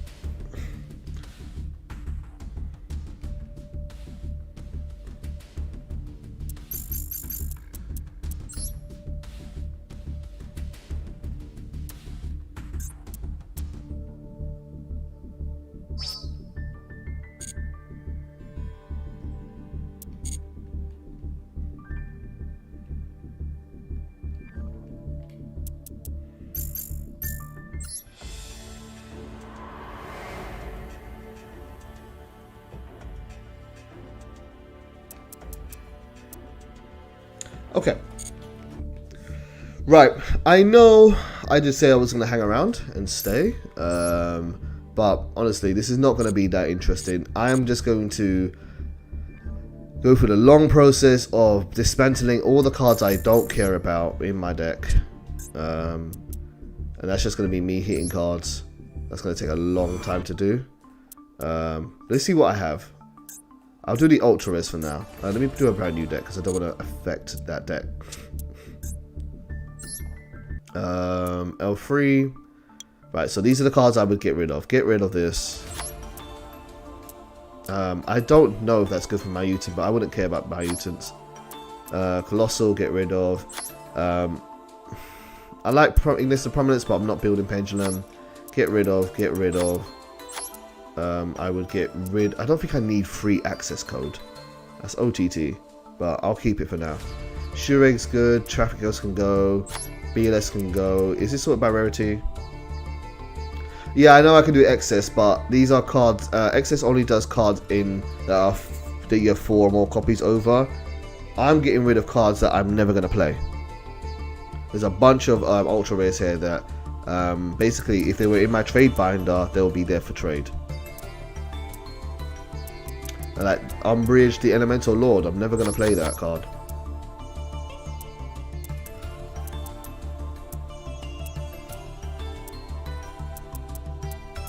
Shieldwing can go.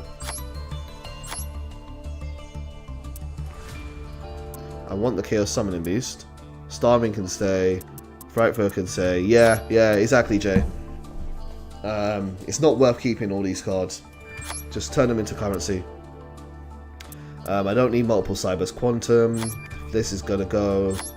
Don't care about Black Wings. Like, eventually, I will want to build fun decks. I will want to build fun decks that are like Black Wings. I would definitely want to do that sometime. But right now, it's about getting the cards that are going to help me get more cards. And you're going to need a good deck for that. Kachi, I'll keep that for now because it's good for a lot of beginner decks. A good idea for a fast spin deck. Apparently, Tri Brigade are very easy to build. They're very cheap.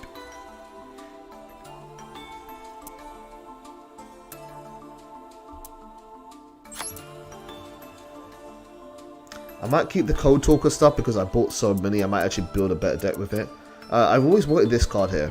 That card is really important, Artemis. Unexpected Die can stay. Your Senju can go. Is Codec a good one? I'll keep the Codec. UA Locker Room can go. Oh, I've got Shade Brigandine. That's nice. That can go. Tybones can go. Earthbound can go. Ubel can go. 0 Day Blaster can go. Ice Master can go. This is going to take so long. Worm Queen can go. Galaxy Knight can go. I'm keeping Infernoids. Dream Mirror can go. There was no potential with that. Dragon Maids are staying. Innisses are staying.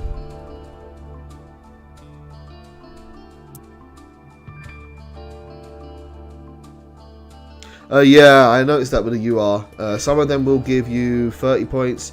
Some of them will give you... It depends on the rarity of the card, what they will give you back. I'm keeping the Monarchs because I kind of want to build Monarchs. Worms can go. You are a bad Monarch.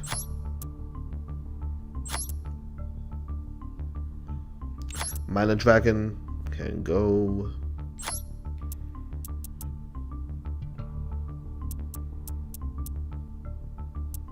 You can go. I would like Persona Dragon, but not now. They can go. I'm keeping my Dracos. Favorite deck of all time. Next to Orcust. You can go. Definitely that can go. Yep, that's bad. Oh, this card is supposed to be good for Monarchs. I want that card. Domain Monarchs. Blade Knight can go. Gravekeepers can go. Sasuke can go. Emperor can go. 1, 2, 3. Morphtronic can go. Genix can go. That's gone. See all these shinies here? They're going. Ardent can go. Machina can go. Armored Bee's gone. TG's gone. Evil Swarm Mandragora's gone. Photon Thrasher's gone. You're gone. Dragard is gone. I think I've hit my limit. No, 60 cards. That can go. That can go.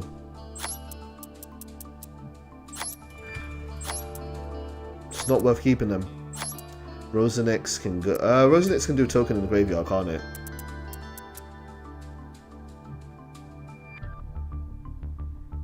Yeah, I don't think I'll use it, but I'll keep it. I'll get rid of the shiny one. I've got multiple rays. One can go. You can go. You can go. No, Magna Rocket's good to have. I'll keep Rockets. Yeah, you can't dismantle the structure deck they gave you, and something else they say you can't dismantle. It will tell me. Cold Radiate is staying. Clock Wyvern's gone, especially the shiny ones. Right. Oh god, did I? Oh, am I not even on the dismantle menu? Oh, that's painful. Dismantle. Oh, god damn it. Right. Yeah. Okay. I'm doing this off stream.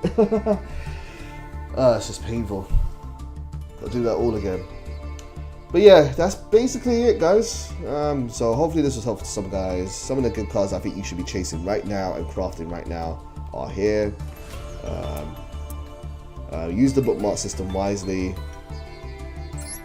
Star changes in return.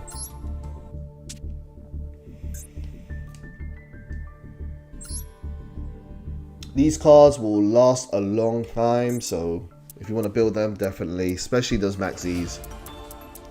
I want to craft them. Definitely worth getting them ASAP. I feel like they'll be in every deck. That, Upstart Goblin, Ash Blossom, I can see those cards being staples in every deck, easily.